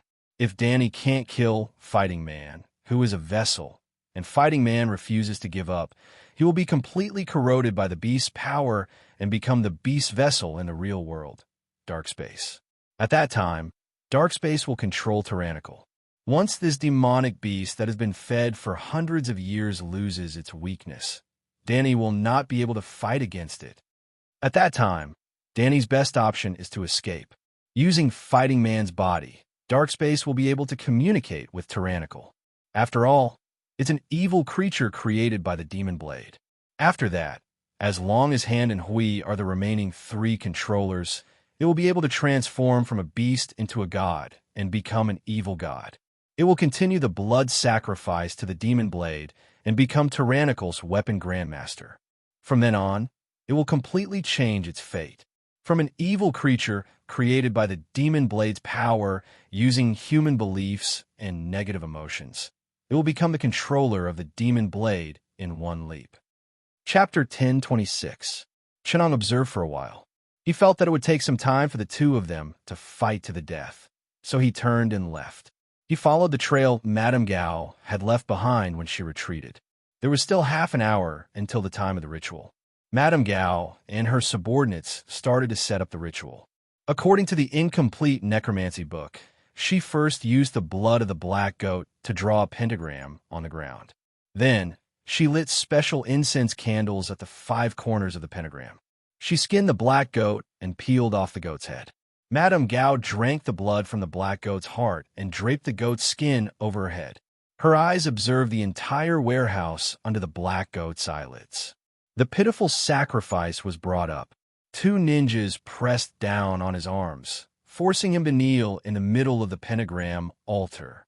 The sacrifice looked at Madame Gao, who was draped in the goat's scalp and looked like half human and half goat. He whimpered and struggled even more violently. It had to be said that being a sacrifice was a technical job. In ancient times, the priests were the most knowledgeable and intelligent people in the civilization. It could be seen that being a priest was a technical job. Even in a bloody and backward civilization like the Maya civilization, the Maya priests had mastered advanced mathematics, astronomy, linguistics, medicine, and human anatomy. That was the essence of a civilization. That was why the Maya priests knew how to use the correct and superior sacrificial methods at the right time and place to operate the secret ritual. At the very least, if it was done by the Maya priests, the goat skin would be much more refined, commented Shenong, who was quietly watching Madame Gao set up the ritual from outside the warehouse. He looked at the goat's head, which still had some black skin on it, and observed the irregular cut. He curled his lips in disdain. Madame Gao dipped her finger in the black goat's blood and wrote some complicated and strange runes on the pentagram on the ground. The runes were completely incomprehensible to humans. They did not conform to the grammar of any human language. They did not even seem like the language used to communicate with living beings. The runes were extremely ancient and mysterious. In the ruins left behind by humans, there were bits and pieces of records about it. I wrote it wrong. Shenong shook his head and thought to himself. The original version of these symbols is recorded on Pluto's moon, the Hydra. When the ancient Mayan civilization summoned the alien fungus Migo, they received some teachings. In many ancient books, there are also records of some of them. Among them, the Necromancer's Book, as the culmination of all of them, recorded the various uses of these divinity symbols. But in addition to the Mi-Go clan, only Hydra has this knowledge. In the 90s of the last century, this evil organization conducted an investigation into the origins of their organization. Their unmanned aerial vehicles have been to this satellite, named after their organization, the Hydra. This was one of their birthplaces. When the scientists of Hydra named the planet's satellite, they named it after their organization, which shows the significance of this satellite to them. Hydra memorized all the divinity symbols on the Hydra and obtained many of the technologies of planet Yogs. In contrast, an evil organization like Hydra can rush out of Earth and find all the divinity symbols on Hydra, achieving what the author of the Book of Necromancy failed to achieve. On the other hand, the Hand Society can only hold the published private manuscript of the translation of the Book of Necromancy and painstakingly study the symbols that are full of mistakes in the translation. In comparison, the abilities of the two are worlds apart. No wonder Hydra could cross the globe, dominate South America, challenge the international order established by the United States, and infiltrate S.H.I.L.D. Hand and the Society could only hide in New York and Japan as a small underground gang. Chenong's side. Some evil criminal organizations could change the world and become famous all over the world. Cut off one head and grow another. What about the others? They could only sell grass, collect black money, and raise demonic beasts. It could be seen that the difference between the two organizations was so great. Madame Gao, one of the leaders of the despised Hand and the Society, was still conscientiously devoted to the great cause of summoning the evil god. She began to use extremely vague syllables that many human tongues and vocal cords could not pronounce. She recited to the copy of the necromancer over and over again. Hear my call. Lord of the endless void. Star shifter. Solid foundation. Master of earthquake. Terrifying conqueror. Creator of pain. Destroyer. Victor of glory. Son of void and chaos. Guardian of the abyss. God of darkness. Lord of dimension. Enigmatic sage. Chenong once again held his forehead powerlessly and shook his head. I read it wrong again. As expected, without me, they could not have summoned the evil god. This is too unprofessional. You can even say the summoning incantation wrong. This is the summoning of Yog-Sothoth. It is not the summoning of Yog-Sothoth. Chenongda walked out of the darkness and reminded them, You're reading it wrong. Madame Gao raised her head in horror. Her face was hidden under the black goat's head. She shouted coldly, Who is it? The ninjas beside her pulled out their ninja blades and pounced on Chun-Ong through a small coin-shaped disc on the ground. Then, the coin-shaped disc split into a ring in midair. It quickly stuck to the ninjas who were rushing over. The ring emitted a small bioelectric current, attacking the ninjas' nerves. The figures trembled in midair for a while before falling to the ground. Chenong slowly stepped past them and said, At least you didn't tell the police who you are. At least the Hand and the Society has a clear-headed leader. But you still recited the incantation wrong. Of course, this is not your fault. After all, the summoning incantation is an imitation of the language of an alien, and the pronunciation structure of extraterrestrials and humans is very different. This is not something that can be learned with hard work. It requires talent. Sacrificial rituals aren't something that people with low IQ like you can learn. You'd better stick to your guns. Occult crimes, summoning evil gods to destroy the world, and so on are too high-end. Let the Hydra do it. Your Hand and the Society should just stick to ninjutsu and sell grass. Madame Gao had lived for hundreds of years, after all. Cheneng's sarcasm did not anger her. She said in a low voice, the legendary investigator of the Japanese yin and yang world, Chenong. Chenong looked at the altar under her feet and could not help but shake his head. It's full of mistakes. Fortunately, occultism is not science. Otherwise, a device with the slightest mistake in the circuit would be useless. Only occultism rituals have such a large margin of error. Chenong picked up the ninja's blade that had fallen to the ground. He dipped the scabbard in the black goat's blood and casually changed a few symbols.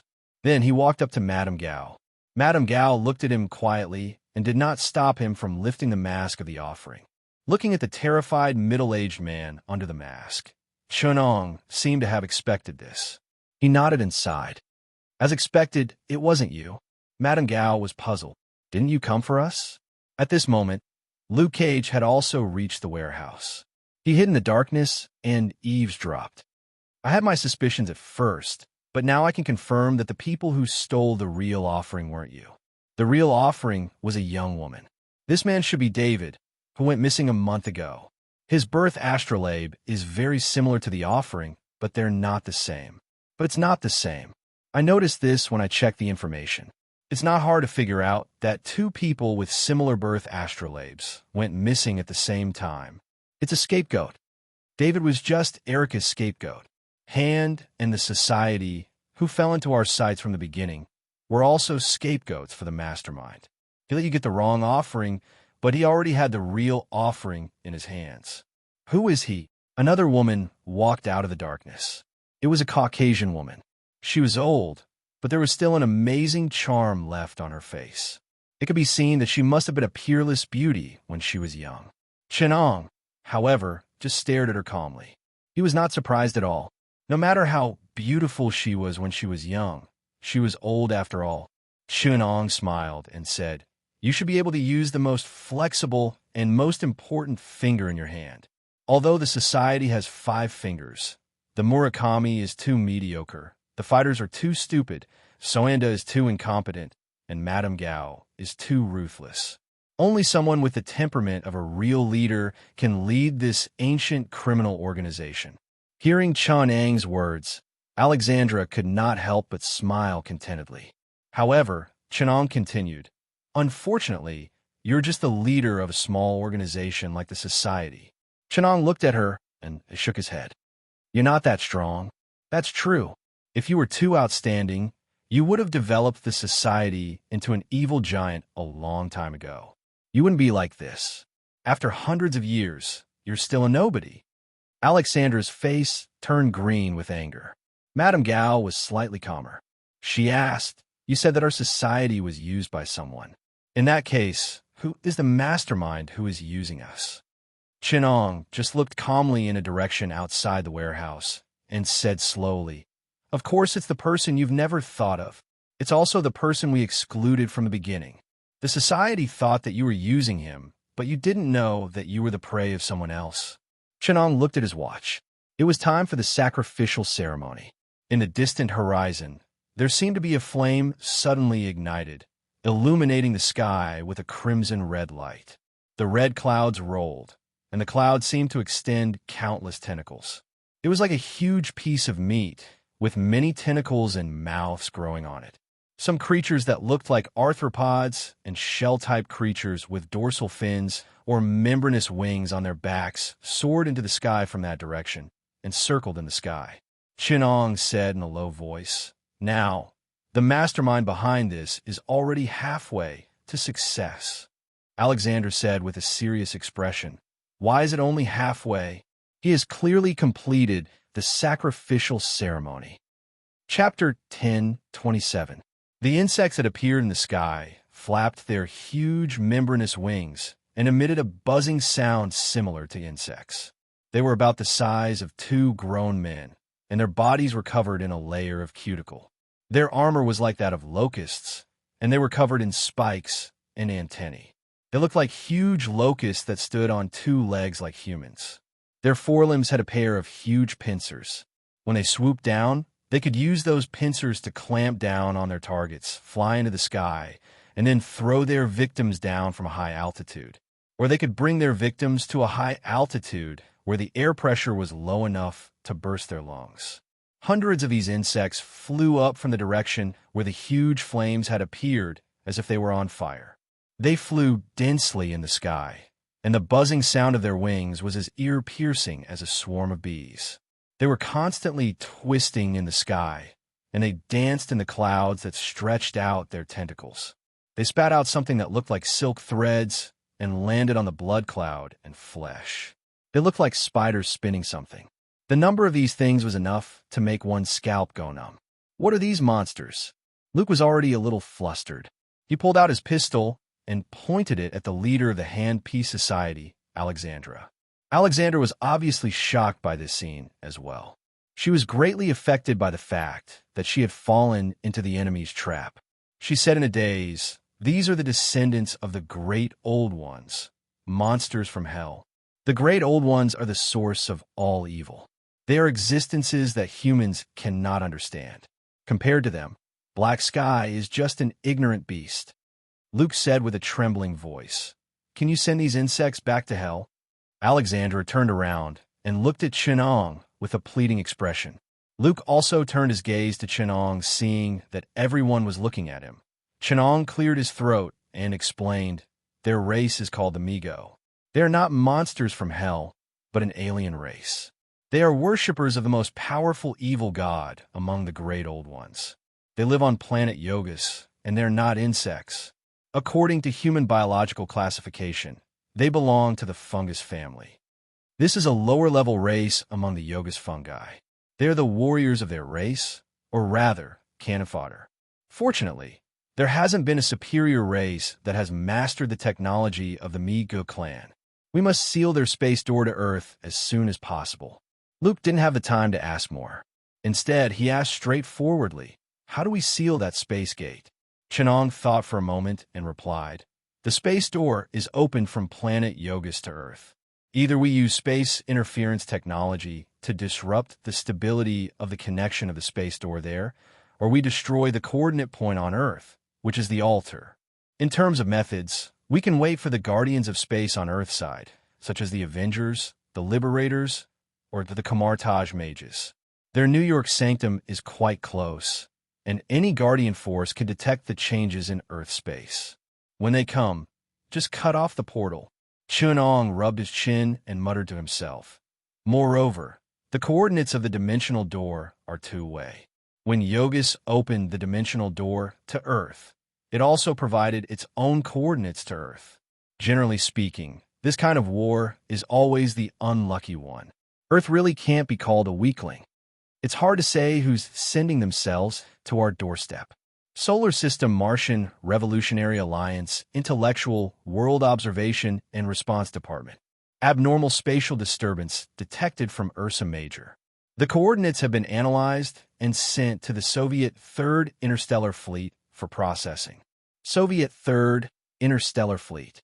Are there more stupid aliens peeking at Earth? Head to the Ursa Major constellation. Position the coordinates using the super light speed warp drive. Prepare the Star Destroyer cannon, super gravitational black hole generator, stellar energy beam weapon, helium, flash grenades. Soviet soldiers. Burn the glass. On Earth's side, the Yogus fungi, who still had no idea what kind of terrifying planet they had extended their claws to, began to attack the humans below. On the other side, Luke, who had no idea what kind of terrifying power his side possessed, was also asking Chun-Ong anxiously, "How much time do they have to arrive?" Luke Cage was gripped by the pincers of a low-level Yogus. His divine power erupted and forcibly twisted the neck of the cannon fodder Yogus. However, this contact also allowed Luke to determine the strength of these cannon fodder alien races. Their pincers had a force of more than 20 tons, and their skin was comparable to alloy steel. One of them could destroy a special combat team that was not equipped with heavy weapons. This isn't something ordinary people can deal with. Even with such combat power, there's still cannon fodder? Luke frowned. Chenong explained, "The Yogus fungi aren't those brainless monsters you imagine. They're an alien race with very advanced technology. In the field of biochemical technology, they're very skilled, even touching the edge of the dark technology mastered by the outer gods. They once created a great old ones called Gadaman. They also once created a radiant polygonal octahedron from one of Nyarlathot's incarnations, a technological creation comparable to the Tesseract. In terms of biochemical technology and space technology, they are second to none among the alien races. This low-level race has integrated the biological armor technology of the Migo race. Although they are cannon fodder, they're also cannon fodder with great combat power. Can we hold on until those guardians arrive?" Luke asked loudly. Chenong said helplessly, "How would I know? IL, D. Is the relevant department okay? However, there is no superior race of the Mi-Go race yet. Once they appear, they will complete the anchoring of Earth coordinates. Then, even if we stop this invasion, the Mi-Go race who has the coordinates of Earth can still open the space gate to Earth at any time and even secretly build an outpost on Earth. Luke made up his mind and said, "We can't wait for them to anchor the space coordinates of Earth. We must first remove the ritual altar that provides the coordinates for the space gate." A Mi-Go cannon fodder warrior flew towards Chenong in the warehouse. Chenong held a gun in one hand and fired 2 shots at the Mi-Go race warrior in the air. Green mucus splattered everywhere, but the damage of the gun to the biological armor was not fatal. Chenong hid behind the table and said to Luke, "I'm just an investigator. I'm not good at this kind of large-scale battle. Think of a way." Luke roared as he held a hammer with both fists and smashed a Mi-Go flying. He turned his head and saw that the entire port had become hell. The Mi-Go in the sky swept the port workers and shield agents into the sky. From time to time, there were miserable screams coming from the sky, and then there was the sound of flesh and blood falling to the ground. The rest of the S, H, I, E, L, D agents hid beside the car and relied on the large, heavy weapons in the car to resist. Sometimes the laser cannons could shoot down 1 or 2 Mi-Go race warriors, but it was nothing compared to the numbers in the sky. At this time, the Mi-Go race in the sky seemed to be driven and started to move. A large group of insectoids started to move towards the warehouse. Chenong analyzed, "Not good. These cannon fodder seem to have a leader. It seems like it's not that there are no superior races, but that they are doing something more important. It's about to succeed. What do you think it's doing?" Alessandra came to Chenong and said, "It seems like we can't afford to fail. Now, we can only work together to deal with the people who are using us." Chenong thought for a moment and looked at Luke. He held Alessandra's hand and said, "Let's work together. The superior race that has mastered the technology of the Mi-Go race should be fulfilling the summoner's conditions." Chenong looked in the direction of the swarm and said, "Many of the humans who summoned the great old ones did so to make a deal with those demons and fulfill their wishes. In this regard, these monsters are very trustworthy. Under normal circumstances, they will complete the deal. But if the traitors want to die, they won't stop them. In other words, the mastermind is using the Mi-Go race to complete his plot," Luke said solemnly. Chapter 10:28. She turned to look in the direction of Fighter and Danny's battle. As soon as she said this, Fighter's body suddenly froze. His mind, which had been controlled by the black space, somehow recovered a little. He looked at Alessandra in disbelief. Then a huge rotten hole suddenly appeared in the middle of his body. Danny instantly stopped and watched as the gambler turned into ashes bit by bit. Alessandra waved her hand, and Tyrannical flew into her hand. "We have to work together," Madame Gao said with a trembling voice. "You left a secret weapon in our bodies." Alexandra said coldly, "Isn't this a matter of course? Why would I let a weapon that I can't control be in my hands?" Alessandra waved her hand, and Tyrannical quietly floated in front of her. Compared to Fighter, Alessandra's control of the black space was much stronger. The skulls of the Mi-Gos flying in the sky shattered one after another. Green mucus splattered everywhere. The invisible beasts easily bit through their biological armor. The Mi-Gos could not detect them, nor could they touch the black sky. Hence, in the direction that Alessandra was facing, the Mi-Gos flying in the sky began to fall one by one. Luke finally saw a corner of the power of the black space. The powerful Mi-GS could not even fight back in front of the black space beasts. At this moment, Danny also flew into the sky with the power of the Sirius blade. As a slash slashed across the sky, the Mi-Gogs in the sky were rapidly losing water. Their mucus was evaporated by the invisible drought demon True Chi, and the huge bodies of the bugmen began to wither and shrink. They shrank to the size of a baby, and then fell from the sky, smashing into pieces. Calamity of war, 1,000 miles of barren land. The hot Jinchi turned into a hot wind, and wherever it went, the flying sand and dust were swept up turning into a sandstorm that covered half of the sky. The flying insects were sucked into the sandstorm, and in front of this destructive humanoid disaster, they seemed abnormally small. In the sky, a hole was torn open in the insect swarm. Luke and Alessandra immediately rushed over, but Danny was the first to rush into the heart of the swarm. He saw a familiar figure surrounded by the swarm of insects in the warehouse, full of insect remains. However, this human was not hurt by the swarm of insects. Instead, the surrounding insects hissed threateningly at Danny as if they were protecting him. Danny said in a trembling voice, "Ward, I didn't expect it to be you."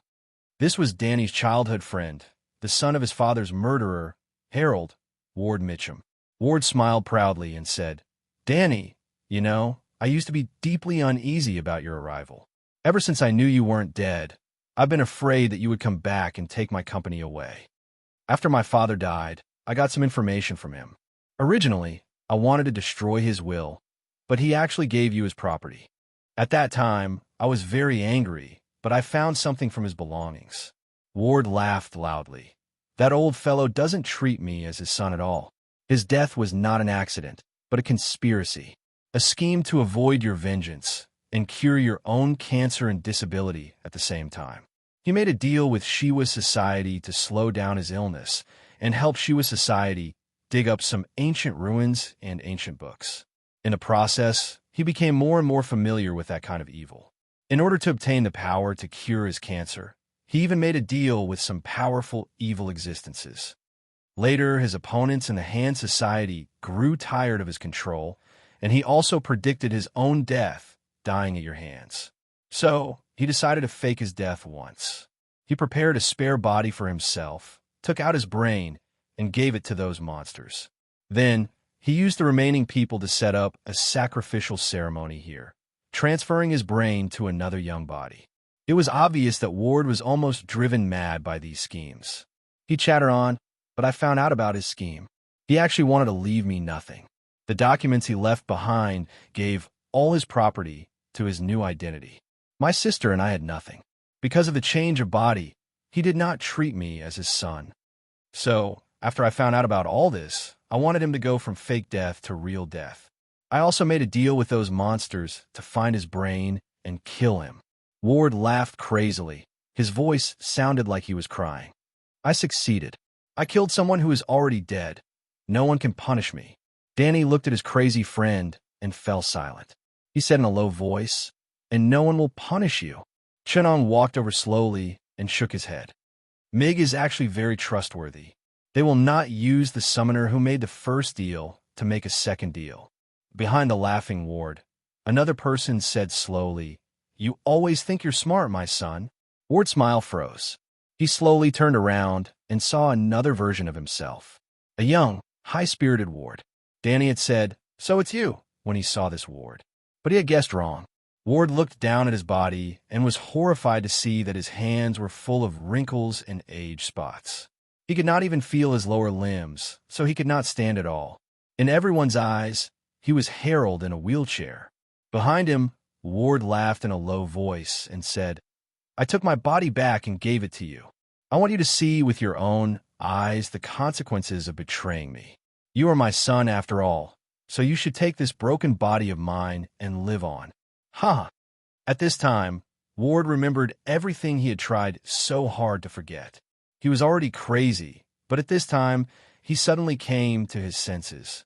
He remembered that he had summoned Mig, remembered that as soon as Mig appeared, it attacked him, remembered that his brain was taken by a Mig, and that Mig took out a brain from a barrel container that was 1 foot tall, slightly less than 1 foot in diameter, and had 3 strange grooves on the convex surface in an isosceles triangle shape.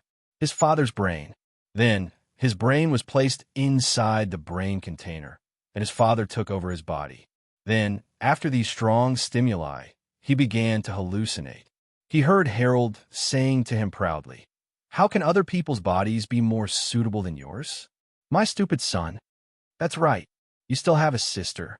I will give birth to offspring with her, as my 3rd-generation body. With the biological technology of the dependent of the great old ones, I will be immortal.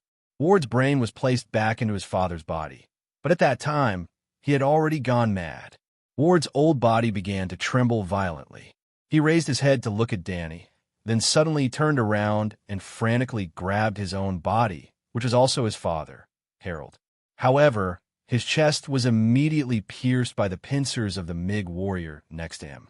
Danny struck out with his palm, turning the Mig into ashes. He flew up and caught his friend. Ward coughed out black blood. He struggled, grabbed Danny's hand, and said with a trembling voice, "I'm sorry. Please kill him. Protect Joey." Joey was Ward's sister, and also Danny's childhood friend. During this period of time, when Danny took over the company, although Joey did not give him a good look, she helped him a lot.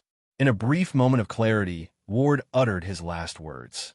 Uncontrollable anger caused Danny's fists to tremble, and his nails almost pierced into his flesh. He put down his friend's body. At this moment, his warrior's instincts and the power of a divine weapon master allowed him to sense Ward's memories. This man had once wanted to kill him, but he had always loved his sister. In order to protect her, he chose to kill his crazy father. At the same time, to protect her, he begged his friend. Danny frantically attacked Harold with weapon tribulation. However, countless Megogs swarmed him, blocking him in front of Harold, not allowing him to get close. The moment Ward died, the blood vessels on Tyrannical and Alexandra's hand began to move. Countless blood vessels on the black, iron-like body caused the magic blade to glow red. Blood from Ward's body floated towards Tyrannical and was absorbed by it. Alexandra looked at the mutated divine weapon in her hand, and a look of surprise appeared on her face. Behind her, Chun-Ong said calmly, "The son rebelled against the father, the minister killed the king, the wife killed the father, and so on. The son killed the father, the wife killed the husband, the minister killed the king, the brother killed the brother, and the disciple killed the master. People blaspheme the heavens and the earth, go against the three principles, go against the five virtues, and break ethics. This is the tyrannical blood sacrifice. This blood sacrifice is amazing. It's a father killing the son, but from the identity of the body, it's the son killing the father. The father took over the son's body and used the son's identity to kill the son in the father's body. This is the biggest violation of ethics. No wonder Tyrannical is so excited. The recasting of the magic blade requires a blood sacrifice. There is no better sacrifice than this. Chenong looked at Alexandra and said softly, "Is this really just a coincidence? Unfortunately, it's still not enough. The ethics of this blood sacrifice are complicated, but the quality is enough. However, the power is still not enough. Either we need to perform this blood sacrifice hundreds of times, or we need someone with a special identity and a stronger fate to host the blood sacrifice. Only then can we recast Tyrannical. It's best if this person is a tyrannical weapon leader. Therefore, when Tyrannical is born, there are often weapon leaders who kill their parents. This is the tyrannical curse of the Devil Blade. King Zhou of Shang's hatred for being killed by his minister triggered the Devil Blade curse. The divine weapon has its Tao, and the Devil Blade has its Devil Blade curse. Therefore, since ancient times, the divine weapon Devil Blade, the weapon master is a hero, and there are no good people.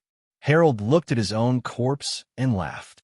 Idiot, do you know how complicated it is to give away assets? How can it be as convenient as using your own heir to inherit all of my assets? I chose you long ago. Ward, Joey is so amazing. How can I let others take advantage of him?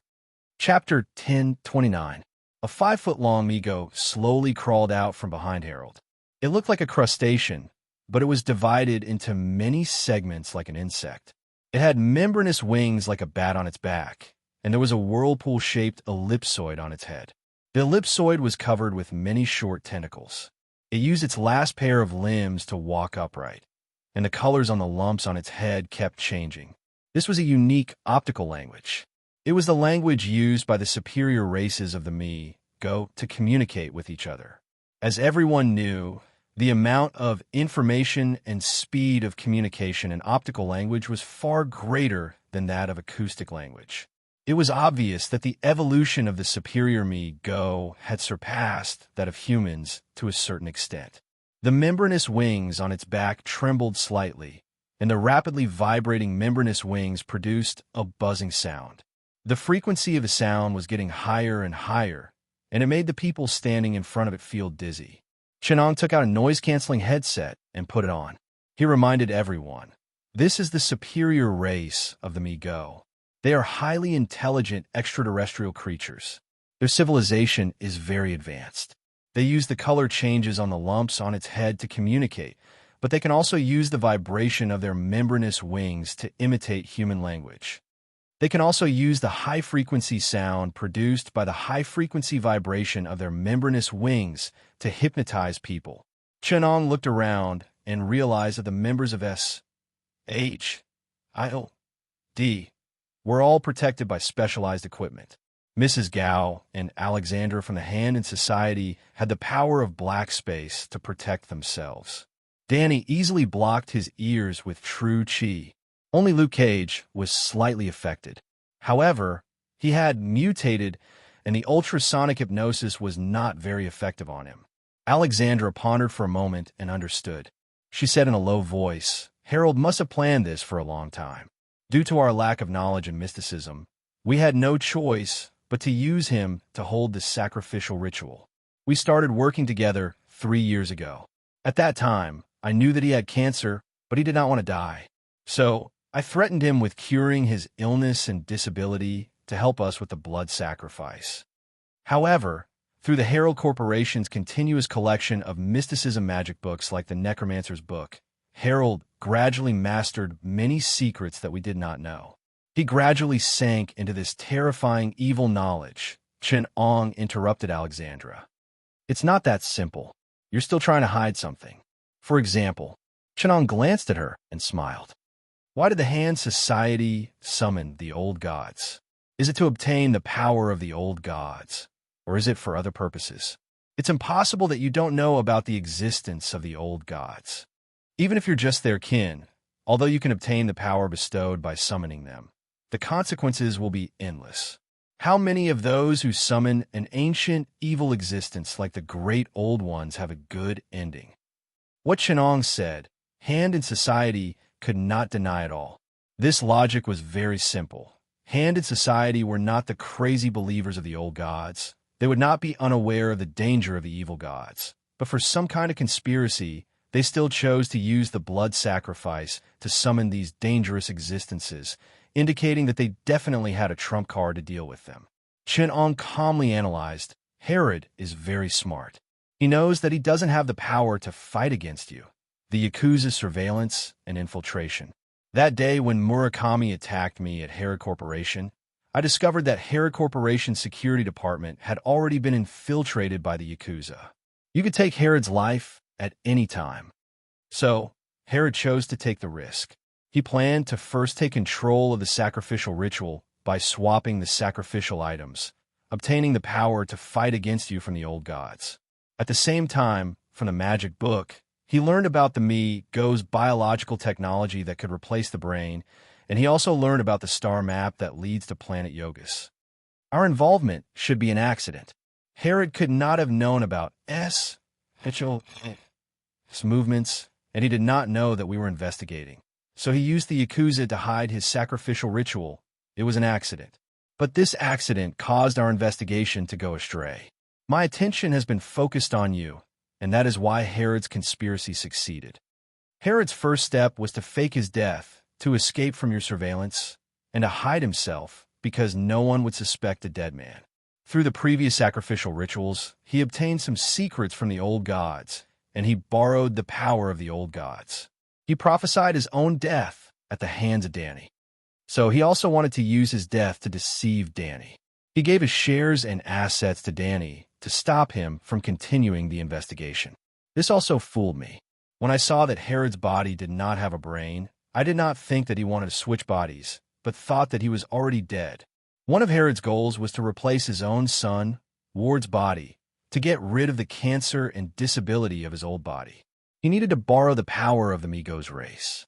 His second goal was to obtain great power through the arcana. He made a deal with the Mi-Go's race to control the lower races that he summoned. Chun-Ong raised his finger and said, "But there is one thing that is very strange, and I have never been able to figure it out.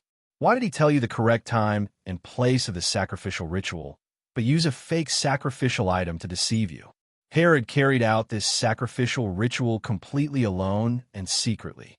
From the analysis of the result, the fake sacrificial ritual fooled us and made us focus our attention on the Yakuza. But this is just a coincidence. Herod had no way of knowing the movements of S-H-I-E-L-D.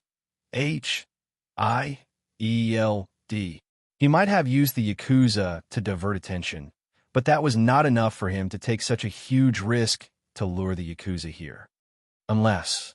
Chun-Ong paused and then continued. The Yakuza were his second goal. He needed to trick you to come here, and then after completing the sacrificial ritual, the moment he obtained the power of the Mi-Go's race, he would attack you and take what he wanted. This thing was very important to him. So important that even if he had to take a great risk, he had to get you to come here with what he needed. Then what was it that made Herod so impatient that he did not even have the time to wait for a better plan? Chun-Ong asked another question. How could Herod be sure that you would have that thing with you? When we make a hypothesis, these questions will be easily solved. Chun-Ong said, "That thing is your real trump card against the old gods. It can allow you to usurp power from the old gods and even control the old gods. It is impossible for there to be two Yakuza and the Yakuza. You must have it with you because after the ritual is completed, you will use it to control the summoned old gods. Something that can control the great old ones must be extremely powerful. And Dallas is a demonic blade with this power. Legend has it that you use the power of Dallas to create black sky from the fear and negative emotions of humans. The power of every divine weapon and demonic blade is mysterious. But the previous weapon Grandmaster of Dallas, you used 5 fingers to create black sky and obtain the power of immortality. And the other weapon Grandmaster of Dallas, the 3 Zhang brothers who started the Yellow Turban Rebellion at the end of the Eastern Han Dynasty, also used the power of this demonic blade to create the Taoist god, Yellow Sky, from the faith of millions of believers. But they were far more powerful than you, and the Yellow Sky they created was also a true god, not a demonic beast like Black Sky. As far as I know, Dallas also had a weapon Grandmaster, the founder of Taoism, Zhang Daoling. He used the power of Dallas to destroy mountains and temples, and established the 24 smelting to rule over ghosts and gods. Therefore, Dallas is called Black Sky in your hands, Yellow Sky in Zhang Jiao's hands, and Yangping Capital Merit Seal in Zhang Daoling's hands. Therefore, the power of Dallas' demonic blade probably came from the spiritual activities of humans to create ghosts and gods, and also inherited the power of the school of Yin-Yang to control ghosts and gods. Dallas came from the power of the emperor of Shang Dynasty, the school of Yin-Yang, which was connected to Yin and Yang ghosts and gods, and created this demonic blade with the power of the school of Yin-Yang. With its power, even if it's just a remnant, it's not difficult to control the summoned evil god. Even if it's the strongest few old gods among the great old ones, with Dallas' complete power, it's not difficult to control them. Therefore, after Yakuza obtained Dallas' remnant, he tried to sacrifice blood to the demonic blade and also secretly tried to summon the old gods. Then, after the summoning succeeded, the old gods would descend and use Dallas to control them.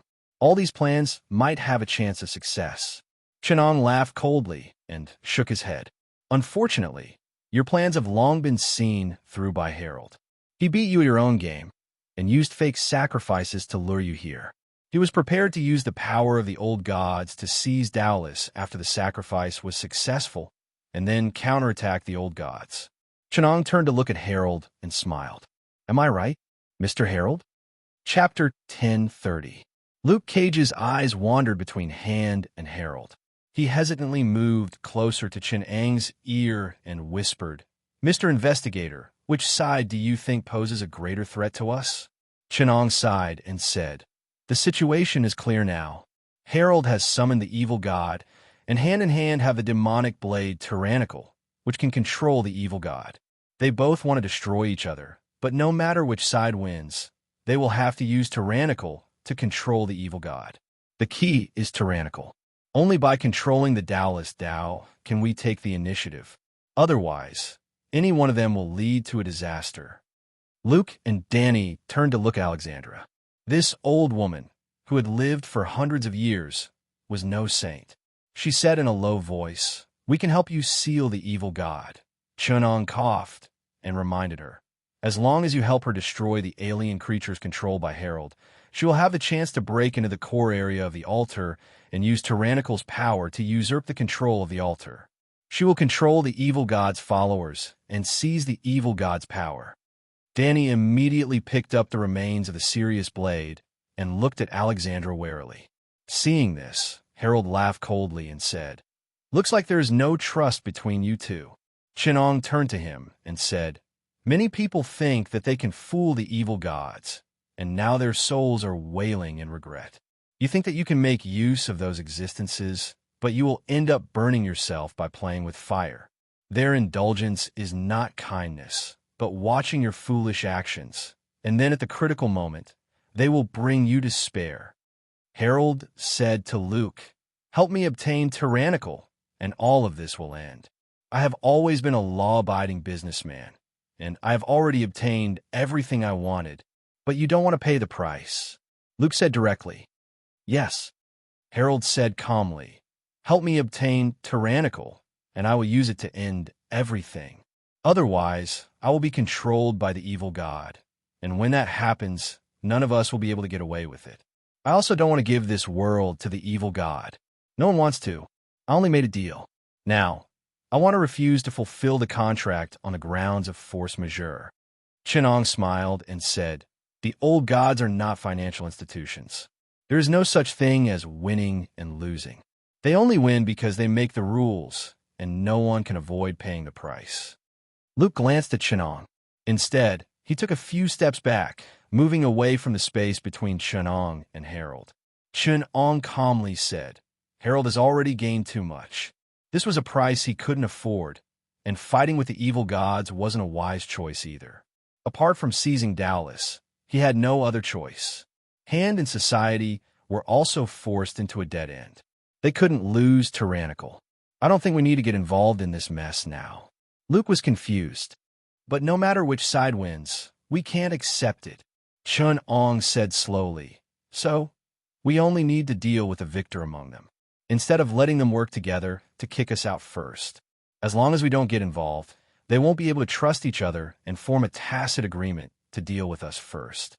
Just as Chinong was persuading Luke to stand by and watch as the Han Society and Harold fought to the death, Madame Gao, who was hidden in the darkness, suddenly opened her mouth. Her voice was slightly hoarse as she said, "Revenge is a flower that cannot be plucked by others. If you cannot personally use the blood of your enemy to wash away his sins, then you will not be able to do so. If that's the case, then the more than 10 years of torment that we've suffered in front of our loved ones will be meaningless." Danny's hands trembled slightly, but Madame Gao raised her head slightly to look at him and said, "Whether or not we will be killed by Harold means nothing to you. But can you bear the thought of Harold dying at our hands? Revenge is a flower that blooms in the midst of thorns. Those thorns, every night, every dream, will hurt you. But are you going to let someone else take it?" Danny clenched his fists and shouted, "Stop it!" He slowly raised his head. Luke placed his hand on his shoulder and advised, "Using violence to curb violence will not calm your heart." Danny slowly moved his hand away and said, "But it can anesthetize me so that I will no longer feel pain." Harold said in a low voice, "You have made the wrong choice, child." Danny suddenly sneered and said, "But you are afraid. You are afraid of that prophecy. You are afraid of me. Your power comes from the evil god, so you are even more afraid of the evil god's judgment on your fate. You will die by my hands." Behind Harold, countless MI-AG warriors swarmed out. They sprayed out a kind of viscous bluish-green mucus. The mucus quickly deteriorated in the air. Wherever it came into contact with, it would quickly rot away.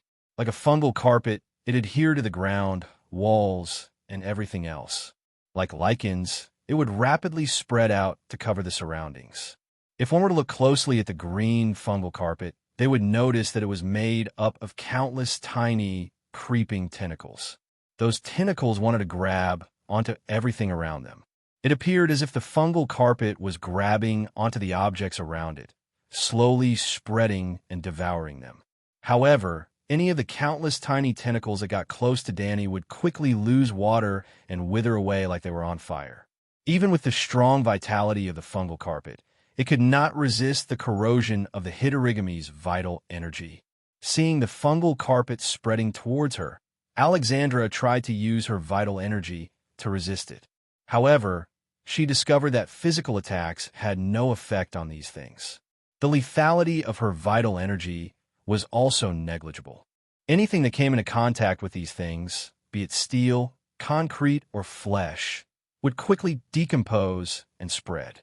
Alexandra saw with her own eyes that the large crane placed in the warehouse was quickly covered with a layer of green, fur-like fungal carpet. Alexandra had no choice but to use the power of the black sky again. The claws and teeth of the shapeless beast had no effect on these things.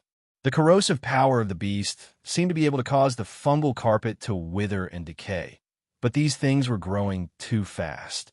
The beast had no choice but to rise into the air to prevent these things from continuously corroding it. The green, fur-like fungal carpet quickly grew and covered the entire warehouse. It was still rapidly spreading and corroding the entire port. At this moment, even Danny felt that it was difficult to resist. He had to continuously use his Hitterigamy's vital energy to corrode the fungal carpet that got close to him, but the growth rate of these things was too fast. The Migo warriors kept pouncing towards him. Right now, his vital energy could only slightly damage the biological armor on the surface of these aliens. Even if the highly condensed vital energy blades cut them in half, these alien warriors would not be corroded by the Hitterigamy's vital energy. Then, their vitality would be devoured and provided to Danny to recover his vital energy.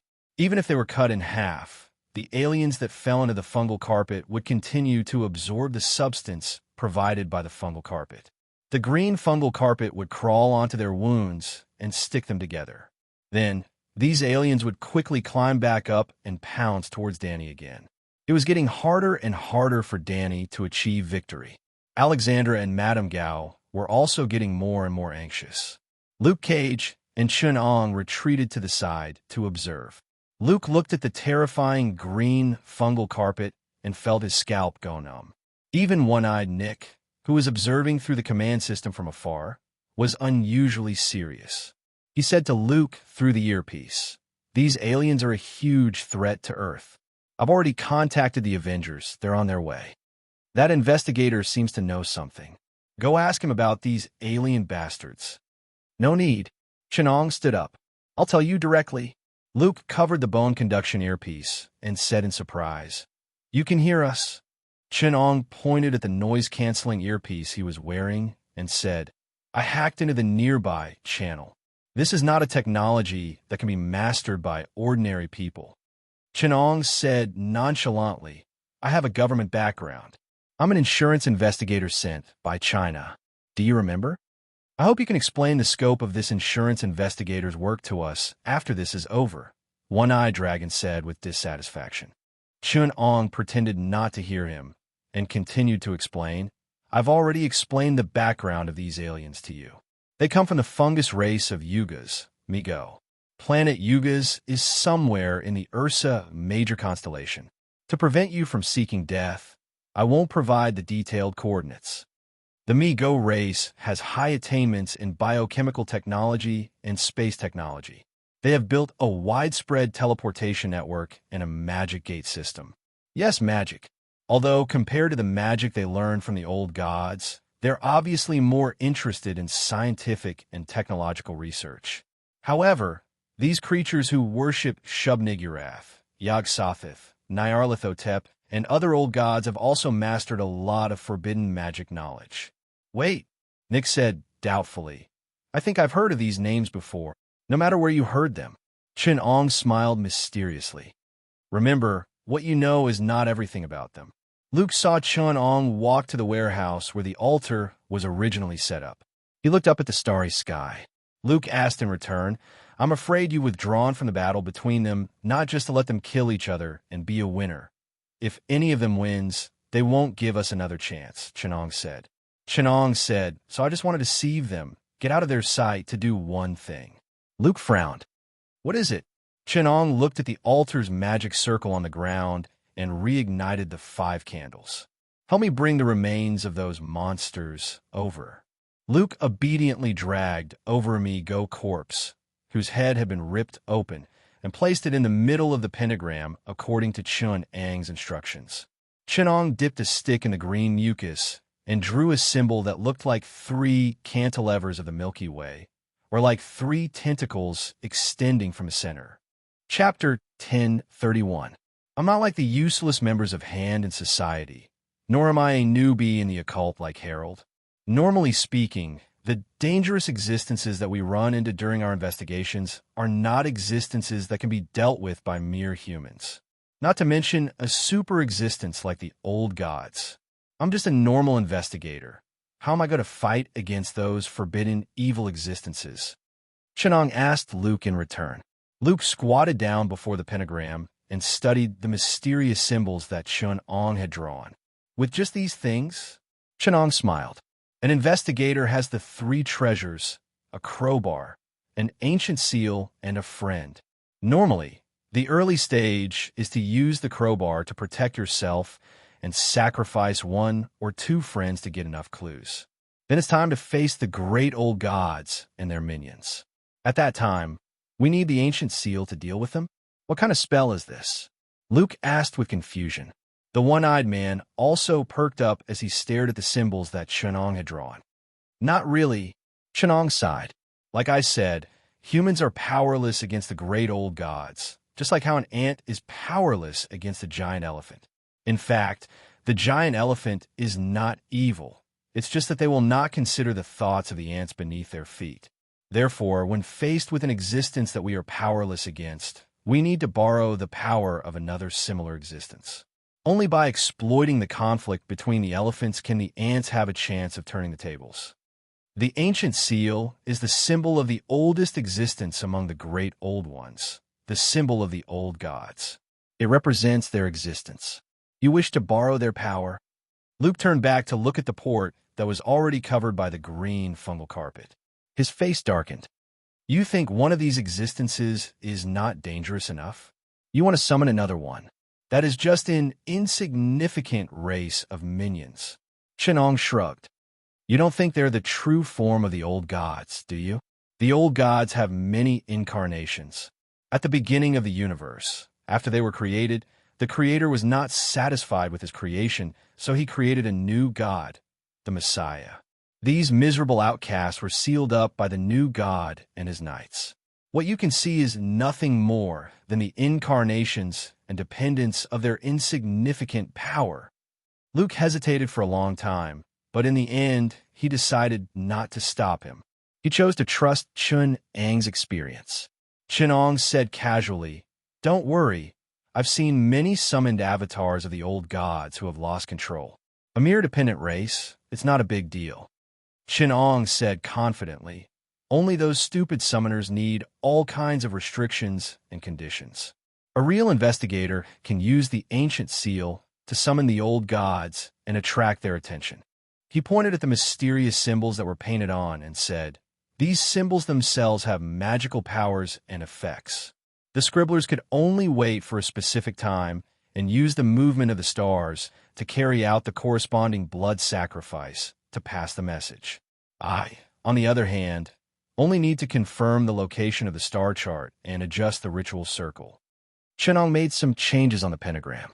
Based on the current star chart, he used the symbol of the constellation and the mysterious runes of the Mi-Gu tribe to draw a circle with countless mysterious symbols around the pentagram. Chun-Ong slit open the monster's chest and peeled out its heart. Dragging the heart that was dripping with green blood, he used the contraction of the diaphragm muscle and ingeniously used the muscles of the lungs and abdomen to cause the vocal cords to produce a sound that was impossible for a human to make.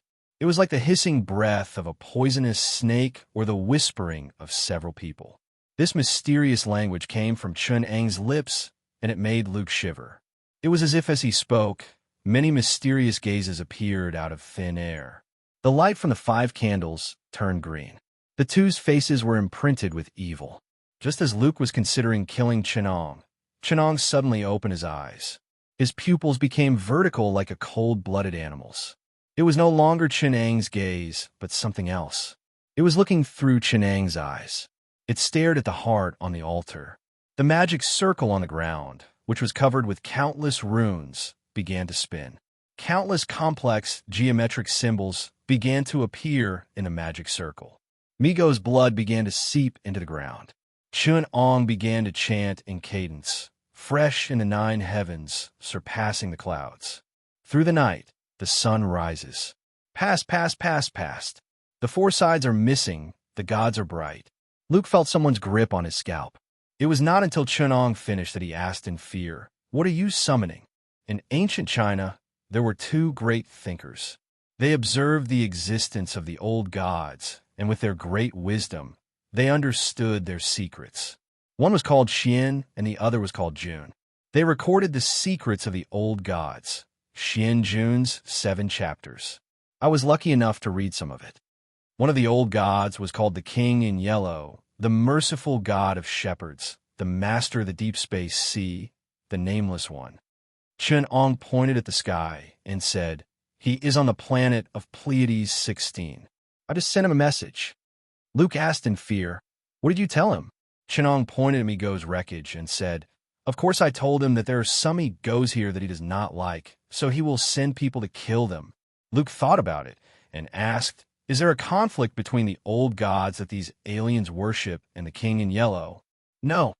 Chun-Ang explained, "These aliens also worship the King in Yellow. This one is also on the list of Mi-Go's worshippers." "Then why?" Luke was confused. Chun-Ang interrupted him, "There is no why. Do not try to understand them from the perspective of mortals. After I sent a message to Hastur, I used the spell of exorcism to summon his kin. They should be on their way now. I just don't know if it will be Bayaki or Itakuya. It shouldn't be Royal, because Arcturus, where Royal was, disappeared a few months ago due to the cosmic disaster. The universe is full of danger. Even the great old ones, the kin of the old gods, will face unpredictable disasters. I can't help but feel sorrowful. The impermanence of the universe and life," Chun-Ang said with a sigh. Planet Yogus. A fleet of interstellar battleships left the subspace and appeared within the defense circle of planet Yogus. This immediately alerted the outer defense system deployed by the Mi-Go race. Their biological battleships immediately went to meet them. The colors on the surface of some of the biological battleships changed as they tried to communicate with these uninvited guests. However, among the battleships, a few small frigates immediately leaped into the star's core. Using the immense energy there, they opened up a spatial force field that enveloped the entire star. They used gravity to distort the photons emitted by the star, forming a large convex lens that focused the light of the entire star into a beam. Then it projected the beam onto planet Yogus. In an instant, half of the planet's surface melted. What kind of fungus was this? Spores. They all evaporated in an instant. Only the remaining half, which was on the opposite side of the planet's surface, had the Yogus fungus left. The highly intelligent Yogus fungus and the Mi-Go race were shocked. Before they could recover from this silent brutality, half of the entire race had disappeared. The despairing Mi-Go race asked these aliens, "Why did you destroy us?" The flagship replied using the Mi-Go race's optical signal, "What does it have to do with you?" At this time, the other small frigates had already opened up their force fields on opposite ends of the star. 3 huge mirror force fields that surrounded planet Yogus formed an equilateral triangle. The concave mirror of the star adjusted and split into 3 beams. One of them was still aimed at planet Yogus, while the other 2 were reflected by the 2 mirror force fields and shot towards the back of planet Yogus from other directions. At this time, every corner of planet Yogus was under the direct beam of the star. The entire surface of the planet melted instantly, and all life was wiped out. The fleet commander ordered, "Maintain the concentrated light radiation for 3 days to ensure that the planet's biosphere has been cleansed." The other civilization has not reached the level of a parasitic star nucleus. The civilization sphere is considered a biosphere on the planet's surface. It does not possess the ability to survive the cleansing of light radiation. Judging that planetary destruction weapons are not required. Executing a light cleansing procedure. Application approved. Chapter 1032. Father, Heimdall detected abnormal fluctuations in space transmission on Earth. It may be the Migos. Thor hurried to Odin's throne and said to the blind god king, "The Migos may have invaded Midgard. I need to lead the Asgardian warriors to expel them." "No need to go." Odin sat on the throne, his head leaning weakly on the armrest of the throne. Thor was holding a hammer and dressed in military uniform, obviously ready to set off. Hearing his father's words, he was puzzled. "Father, we need to protect the 9 worlds." Odin sighed. "Now it seems that we should protect the other races from the 9 worlds, or from the Midgard people. Just now, the Soviet battleships have jumped to Ursa Major, and another planet is about to be destroyed. Although there are not many civilizations in the Milky Way, they can't withstand such destruction. Who should we protect?" Thor was a little uncomfortable when he heard this news. He hesitated. Maybe Midgard is just overreacting. After all, it was the Migos who first invaded Earth. The Dark Elves have been wiped out. Odin sighed weakly. The dwarves and elves are very afraid, and so are the giants. They don't know when their civilization will be destroyed by that group of war maniacs. The hegemony of Asgard is being challenged, and the order we established is being threatened. And the race that destroyed the order I established is the ancient civilization of Midgard, the Dark Elves. Thor couldn't help but say, how were they discovered? They were born in the dark. As long as they want to hide, no one should be able to find them. They are the dark races. Their civilization was born in the 9 worlds, or the dark period of this universe, which is what we, the light races, can't feel, the dark matter period at the beginning of the birth of matter. They are a civilization composed of dark matter until the birth of light. The largest energy in the universe broke away from the state of dark matter, and the entire dark world was silent and frozen. In order to save their civilization, the most ancient dark elves tried their best to contact us. They were originally the creation of the apocalypse, the dark race, which is on a parallel line with us, the light races. But because of the gradual silence of the dark universe, it is becoming cold. Therefore, the 9 great nations work together to help them, using the remnant of the creation substance left behind in the dark universe when the universe was born, an infinity gem. He created a weapon that can control the darkening of matter and energy. It is also the shell of the infinity gem, the ether particles. The Dark Elves came to the world of light by relying on the ether particles. The civilizations of the 9 great nations worked together with them to deal with the natural disaster of this universe, the apocalypse. But later, after the Golden Age passed, the long war against the calamity of apocalypse caused a new generation of Dark Elves to fear. They were afraid of the apocalypse and the disaster of the light world. They longed to return to the dark universe and no longer have anything to do with the light world. Their leader, Malekith, attempted to use the power of ether particles to darken photons and turn them into dark matter. Ignite the world of darkness, melt the ice and cold there, and recreate a world suitable for the survival of the Dark Elves. This is the cause of that war. We cannot tolerate deserters, and we cannot tolerate traitors who want to destroy our world of light. The infinity gem with the creative ether particles is the one among the 6 infinity gems that represents matter, which is the reality gem. The power of this gem can control the interaction and effects of matter in the universe. The matter in the entire universe is endless, and it can affect the matter in our world, gravitons, photons, atoms, electrons, and so on. It is called light matter, which is the matter of reality. And those existences that can't contact us are called dark matter. The reason why the Dark Elves were not discovered by Heimdall was that they were originally a race that lived in the dark matter. Of course, we couldn't find them hiding in the darkness. But the reality gem is the only material existence that can contact all matter, whether it is light matter or dark matter. We used its special properties to create the ether particles that can make the dark races light. And now, the ether particles, or rather, who has the reality gem? Thor was stunned. In the hands of the Soviets' ally, the Republic of Republic. Odin sighed. Their excavation of the reality gem has far surpassed ours. After the Dark Elves recovered, Malekith's foolish behavior angered them. It was ridiculous that the Dark Elves thought that the ether particles were their weapons. They could also use the special matter between darkness and light, ether, created by the ether particles to enter and exit the world of darkness. So, after the Republic completely darkened the ether matter, they could no longer obtain the energy of the world of light, and the entire civilization was frozen in darkness. The remaining Dark Elves, who desperately replaced the ether that made up their material bodies with light matter, were destroyed by the Soviets in the void. If you go to the asteroid belt, you can still see their final remains.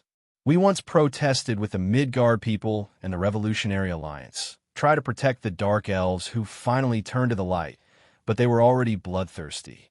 They were preparing for the final war. Before that, any civilization that provoked them would be obliterated. This civilization is binding the universe to itself. If it fails, they will drag the entire universe into the abyss and bury it. Odin said in a deep tone, "But although they are powerful, I do not see the light of hope for victory in them. The apocalypse is a disaster that all life and civilizations have to face, but I will not allow anyone to drag us to be buried with them in the war." Thor listened to Odin's narration of these Asgardian epics and remained silent. Odin could see that his child was still looking forward to resisting with Midgard, resisting the tyranny of the apocalypse, resisting the Creator's manipulation of the fate of the entire universe and Asgard. But what he couldn't say was, he had seen too many rebellious races and seen too many brilliant civilizations destroyed in the face of the apocalypse. He didn't want this day to come for Asgard. He was afraid of the 5 terrible shadows in the universe and the Creator who created them. He would rather be weak than let his race survive, but the soul he had created for Asgard did not allow him to say such words. The soul of a civilization, even if he was the king, could not be changed. Odin raised his head and looked behind him. It was the direction of Earth. His lips trembled slightly before he said, "Someone opened a portal in Midgard again. This time, it is to the Taurus 7 Sisters star cluster, Pleiades star cluster. Thor, go and take a look." "Father." Thor clenched his hammer and said in confusion. Odin waved his hand dispiritedly. "You can go. I'm a little tired." Chunong looked at the black cracks in the middle of the altar. These spatial cracks appeared out of thin air and devoured the surrounding light and matter. The bright starlight of the star field on the other side shone through. In the middle of these cracks, some eyes that made one's scalp tingle were peeping, and the rhythmic flapping of wings or the sound of membranous wings could be heard coming from inside. Then a winged creature that looked like a hybrid of a crow, a mole, a vulture, an ant, or a rotting human corpse crawled out from the crack.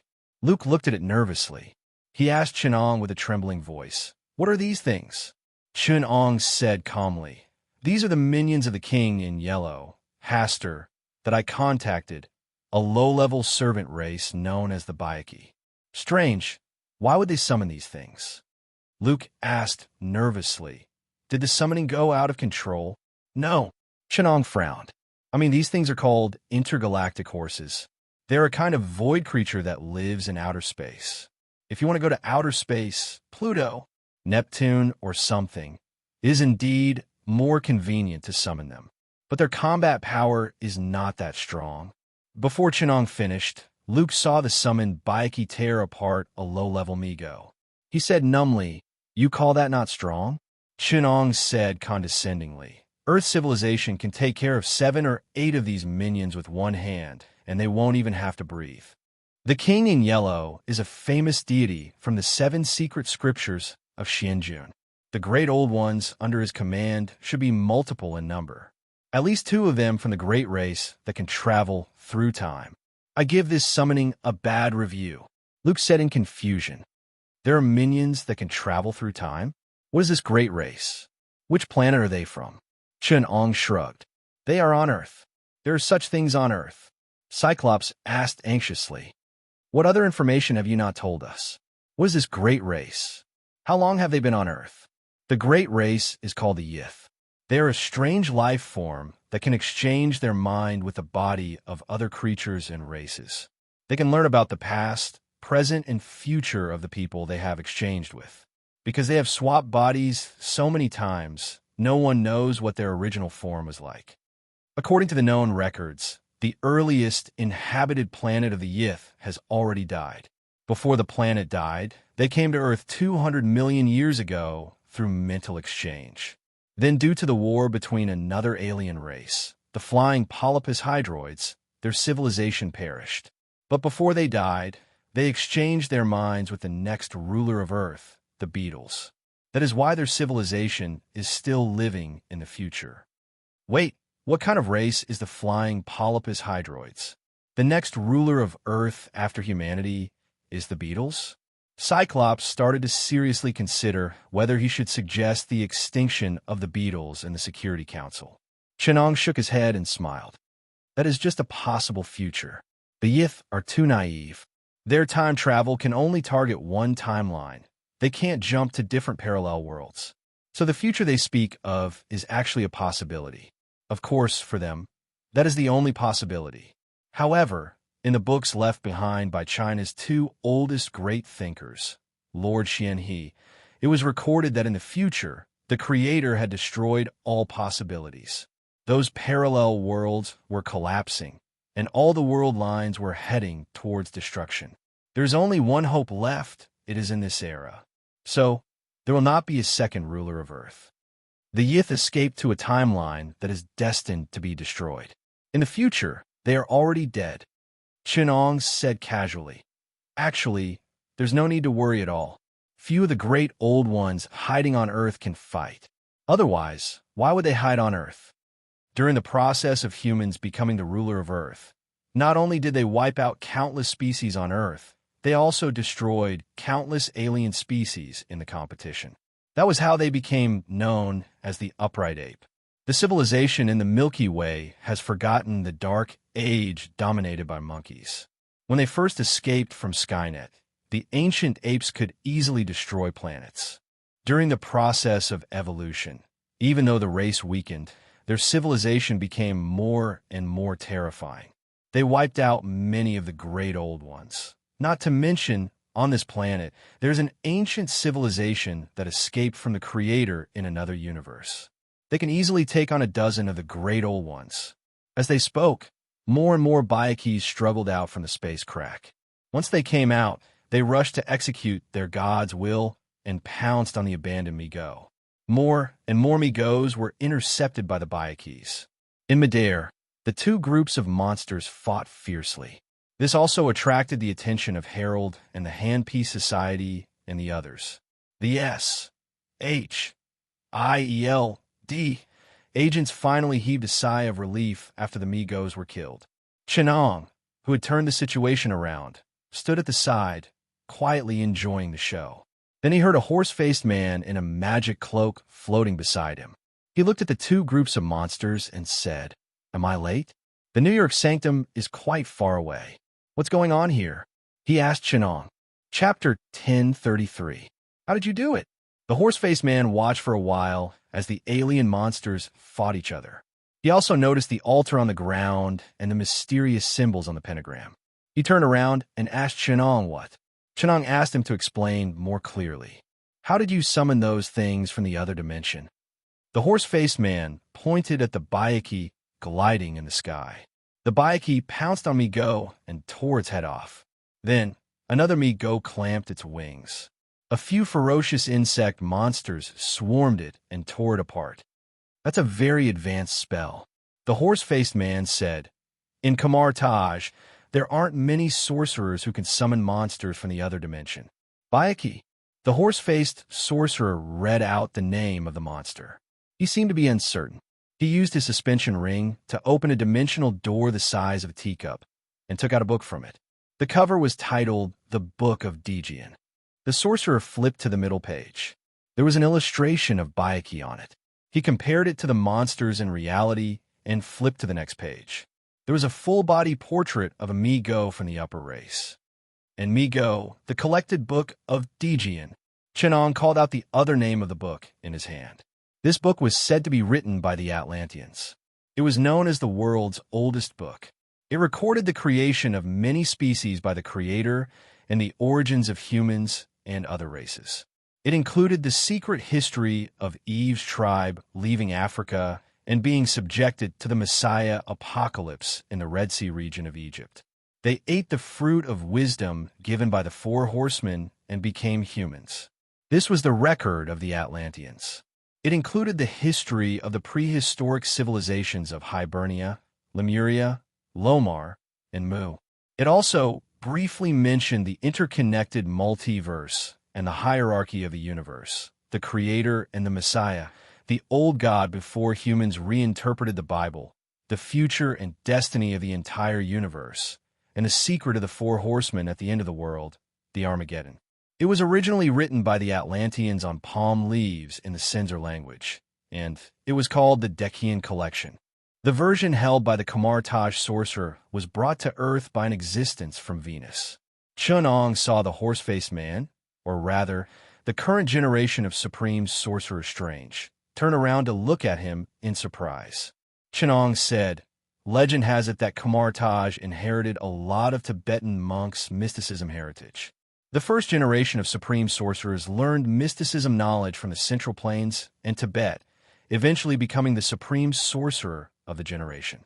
They signed a contract with the Trinity of another plane, King Wilshandi, and obtained endless magic power. Strange's eyes grew sharper and sharper, but Chun Ong said calmly, China has inherited many legacies from ancient civilizations. It is a rare civilization that is a hybrid of ancient humans and apocalypse humans. Therefore, for a long period of time, China had many cultural exchanges with the Eastern barbarians, which is also the Atlantean civilization. Therefore, a considerable number of Atlantean magic books have been preserved. Under such circumstances, the Dekian collection was preserved by the Tibetan monks and the libraries of the dynasties of China. Supreme Sorcerer Strange looked at the magic circle on the ground with a strange expression, then said in a low voice, "The magic circle on the ground that summoned the wind elves, Byakuya, was your doing," Chenong interrupted him. "I prefer to call it Demon Restrained Ghost Tome." When Strange heard the name, Chun Ong said in Chinese. His pupils shrank slightly. A dangerous glint flashed in his eyes. He said in a low voice, "The Mystic Lord's 7 secret chapters. I didn't expect that there would still be people who have read this magic book. I've looked through all the books in Kamartaj, but could only find a few words about it in a few ancient notes. I thought this book no longer existed in this world. As long as it exists, there will be traces." Chin Ong said lightly, "Time is long, but it cannot erase all traces. There will always be some things that can be passed down. For ordinary people, these traces may be meaningless. But to us, even the slightest trace of existence can allow us to trace back to its roots. Strange shook his head with a slight sarcasm. "You and I are not the same kind of existence. I know that you feel good after learning some secret knowledge and deciphering some of this world's secrets. You think you're an insider. But drawing some ancient symbols according to the book and reading some magic books does not make you a sorcerer." "I didn't say I'm a sorcerer." Chunong shook his head. "I'm just an investigator. I'm not a sorcerer. An 8-elemental grand arcanist. A master of both magic and magic. A psionic master. Eastern immortal sect master. Western supreme god. Well-versed in both the East and the West. A part of the existence called Chun Ong who existed all over the multiverse." He did not say it out loud, but it was self-evident. Ordinary spellcasters are called sorcerers. Spellcasters who use cheats are called spellcasters. Spellcasters who create cheats, another profession for scientists, are called sorcerers. I'm a sorcerer among sorcerers, a god among gods. Then don't fiddle with things you can't control, Strange said solemnly. I've seen many people pursue power they can't control, vainly attempting to control things that don't belong to them. In the end, these people play with fire and burn themselves. They only see the benefits on the surface, but never consider if they are qualified to control them. So, I've seen another one here, not a sorcerer, not a specialist, but dared to summon the most dangerous kind even among devils, the kin of the old gods. I should thank you for not making things irreparable before I arrived. It's a blessing that this world wasn't destroyed in your hands, Strange said coldly to Chenong, then turned around and prepared to expel the two groups of monsters. At this time, Chenong said to his back, I know you, Dr. Strange or Sorcerer Supreme. 6 years ago, you were a doctor with crippled hands. In order to heal your hands, you went to Kamar Taj to learn magic from the Ancient One. I've heard that you're a daring person who often secretly reads the forbidden black magic books of Kamar Taj. You also use the Eye of Agamotto without permission to control a power you know nothing about, the power to control time. And after the death of the Ancient One, you used the Eye of Agamotto to establish the Ring of Time, imprisoned Dormammu, and finally forced it to withdraw from Earth. I don't need you to tell me about these great achievements of the past. Strange slowly turned his head and said, And can you explain this? Apart from me, it seems that only Dormammu knows all this, and I've never told anyone else. On the day of Dormammu's invasion, Chenong smiled. I happen to be in Hong Kong. They're watching you go back and forth. I'm not talking about you, but Dormammu's men, your senior brother Mordo, and Sorcerer Wong. It seems that it's hard not to notice such a big movement. So, you're hiding and don't dare to come out? Strange sneered. Chenong remained calm. Fortunately, it ran fast, otherwise I'm afraid it wouldn't have had the chance to leave Earth. Is that why you're hiding? Strange said sarcastically, but Chenong smiled. I've seen many people pursue powers they can't control, try to master things that don't belong to them. In the end, these people play with fire and burn themselves. They only see the benefits on the surface, but never consider whether they are qualified to master them. At that time, I saw another apprentice who had just come into contact with magic, but he dared to use the power of the Infinity Stone to face a legendary wizard who had become the will of another plane. Fortunately, I don't have to worry about this world being destroyed in your hands, because you can't do it at all. Chenong waved his hand. As for Dormammu's invasion, after all, it's your Kamar Taj's own business to protect the 3 great temples. Oh, now it's the 2 great temples. I forgot that the Hong Kong temple has been ordered to be demolished by the government because of property rights. It said that you've talked to the Dimensional Warriors about property rights, and it's still the same as the 3 great temples protecting the world. Unfortunately, you'd better protect the South Asian, subcontinent, and North America. After all, the Great Celestial Empire has its own national conditions, and it never needs others to do anything to resist foreign aggression. Chapter 1034. Harold occupied Ward's body.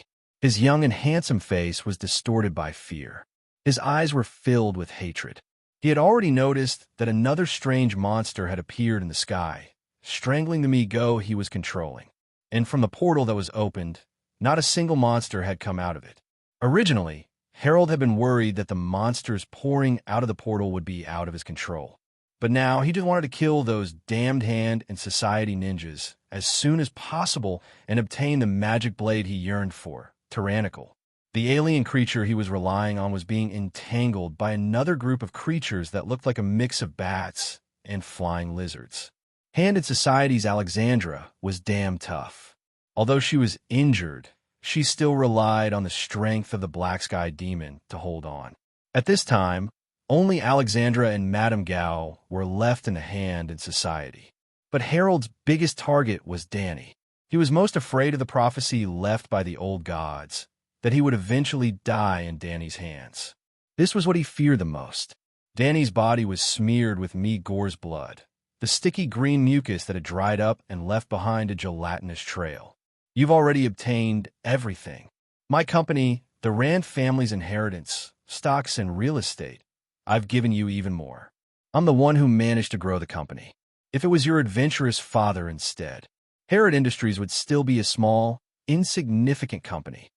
I've given you everything that you deserve. Why are you still not satisfied?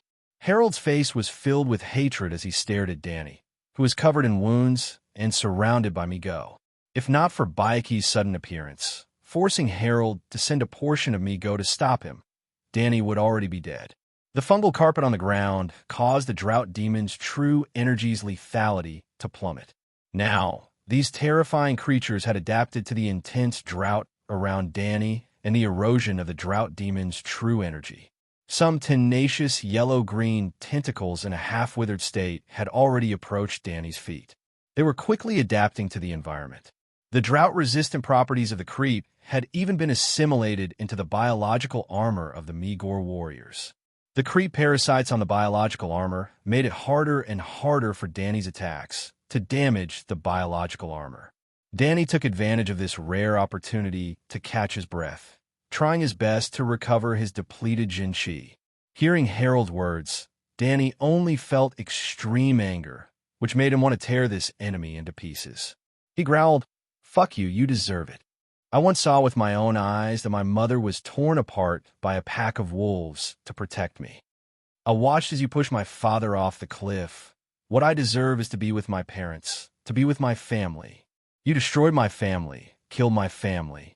All of this that you've personally caused, can no longer be undone. I can only use my blood to wash away my hatred."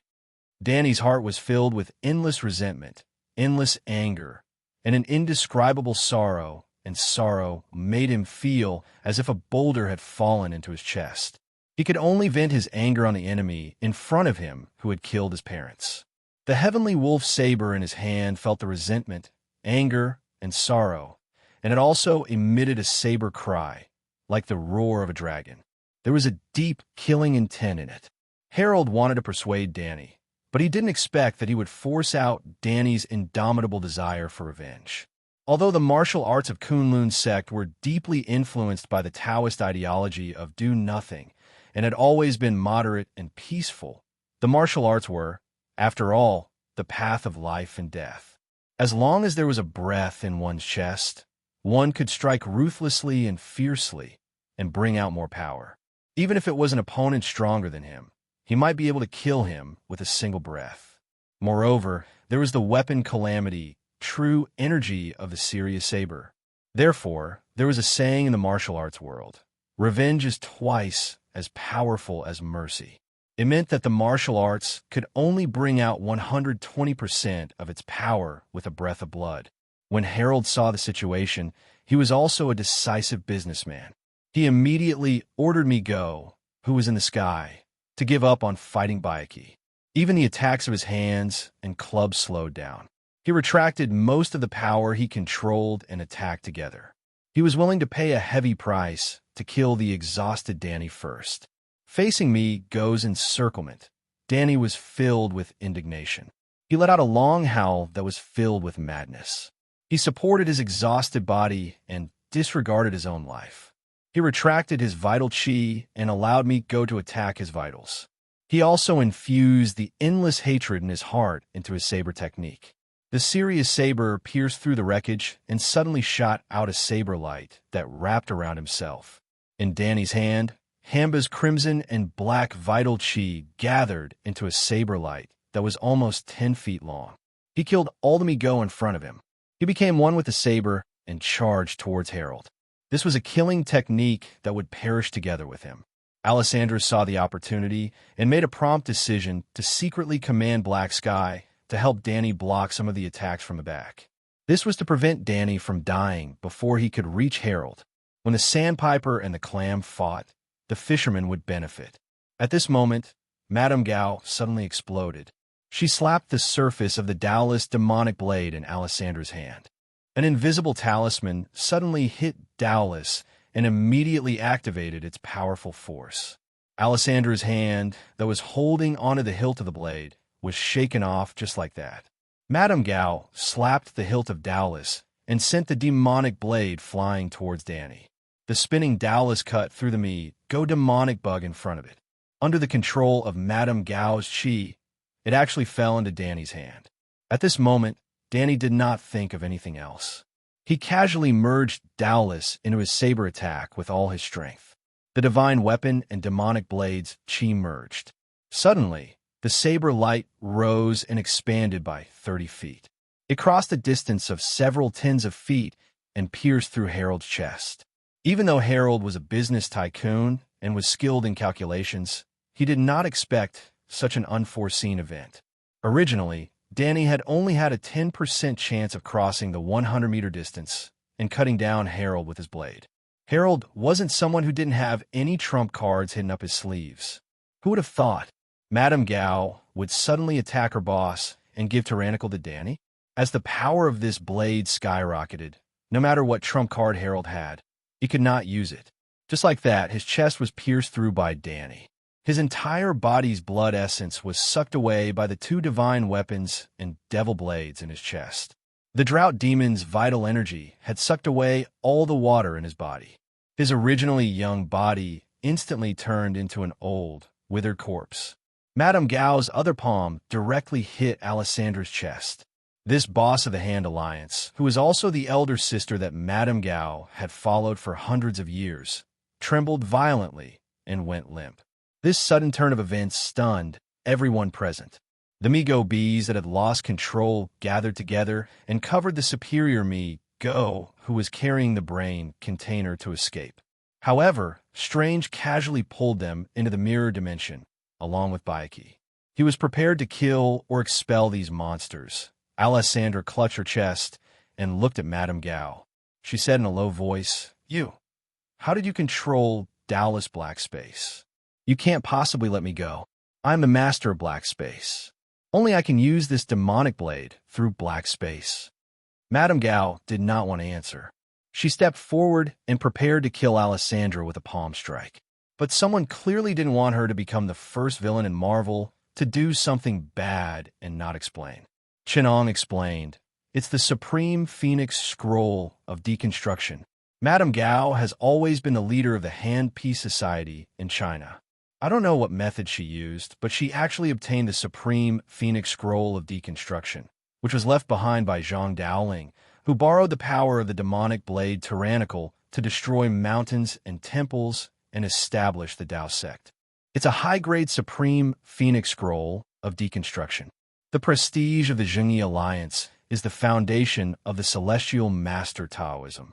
Nominally, Master Zhang Daoling received the decree of the Grand Supreme Elderly Lord to pardon the ghosts and deities of the world, but in fact, he borrowed the power of No Dao to control the old Qi of the Six Heavens, the contract between the ghosts and deities of Sichuan.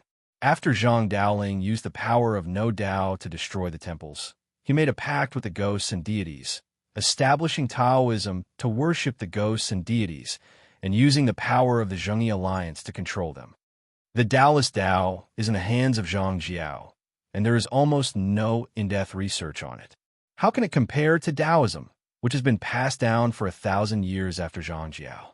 It has practically created the foundation of the sect, and is used to ascend to godhood and exorcise ghosts. Ordinary people would find it hard to imagine that the foundation of Taoism, one of the orthodox sects in China, is actually a demonic blade. But in fact, ever since the Taoist Dao was recast by the school of Yin Yang, it was passed down from Zhuang Zhou to Zhang Daoling in the Eastern Han Dynasty. At the end of the Eastern Han Dynasty, it was taken by Zhang Jiao. After Zhang Jiao died, Zhang Lu killed his brother and regained the Taoist Dao. Since then, the Taoist Dao has been passed down in the hands of Taoism. Lin Lingsu established the Xinshao sect and tried to create the Jade Emperor. At the end of the Northern Song Dynasty, the Taoist Demon Blade was persuaded by Wang Chongyang to pass it down to Qianjin Taoism. Later, Qianjin lost the Taoist Demon Blade to Dharma King Ba Siba in Dedu. In the end, the Yuan Dynasty's Taoist Demon Blade was stolen from the palace after you guys pretended to submit to them. You guys are probably the weakest and stupidest weapon grandmaster. No, you guys can't even be considered weapon grandmasters. You guys couldn't even get the recognition of the Taoist Dao, and the blood sacrifice rite was not completed. In the end, you guys created a nondescript dark sky demonic beast and borrowed the power of the demonic beast to achieve immortality. Which of the Taoist weapon grandmasters didn't see through the last step and ascend to godhood and immortality? They used the spiritual activity of humans to transcend and transform their own life forms and ascend. The weapon grandmasters of the Taoist Tao either ascended or were killed by other weapon grandmasters. For example, Zhang Jiao. He stole the Taoist Tao for nearly 100 years, but he still had a mortal body. You guys are a disgrace to the Taoist Tao.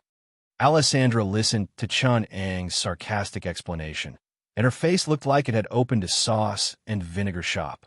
Red, black, and green all mixed together. However, Chenong ignored her. He turned around and looked at Madame Gao, who had retreated to the side of Danny, who could barely get up. Chun Ang's eyes shone brightly, and he sighed in admiration. I didn't expect that you were the one who hid the most. I thought that Harold was already the mastermind behind the scenes. I didn't expect that someone was still using him to control him. I'm afraid that when Harold prophesied his own death from the old gods, you had already decided on a way to kill him. You kept an eye on Danny's return and used the opportunity to lure Harold into the trap. On one hand, you wanted to use him to get rid of Alessandra, who had been controlling you. On the other hand, you wanted to obtain the things that the Taoist Tao Society and Harold had planned. Not only would you be able to reforge the Taoist Demon Blade, you would also be able to change the regret of the past and truly become the Taoist Weapon Grandmaster. You would be able to control the old gods and become one of the few powerful fighters in this world. When the time comes, you would be able to subdue the Taoist Tao Society, and you would be able to create a weapon grandmaster that is 1,000 times more terrifying than the current one.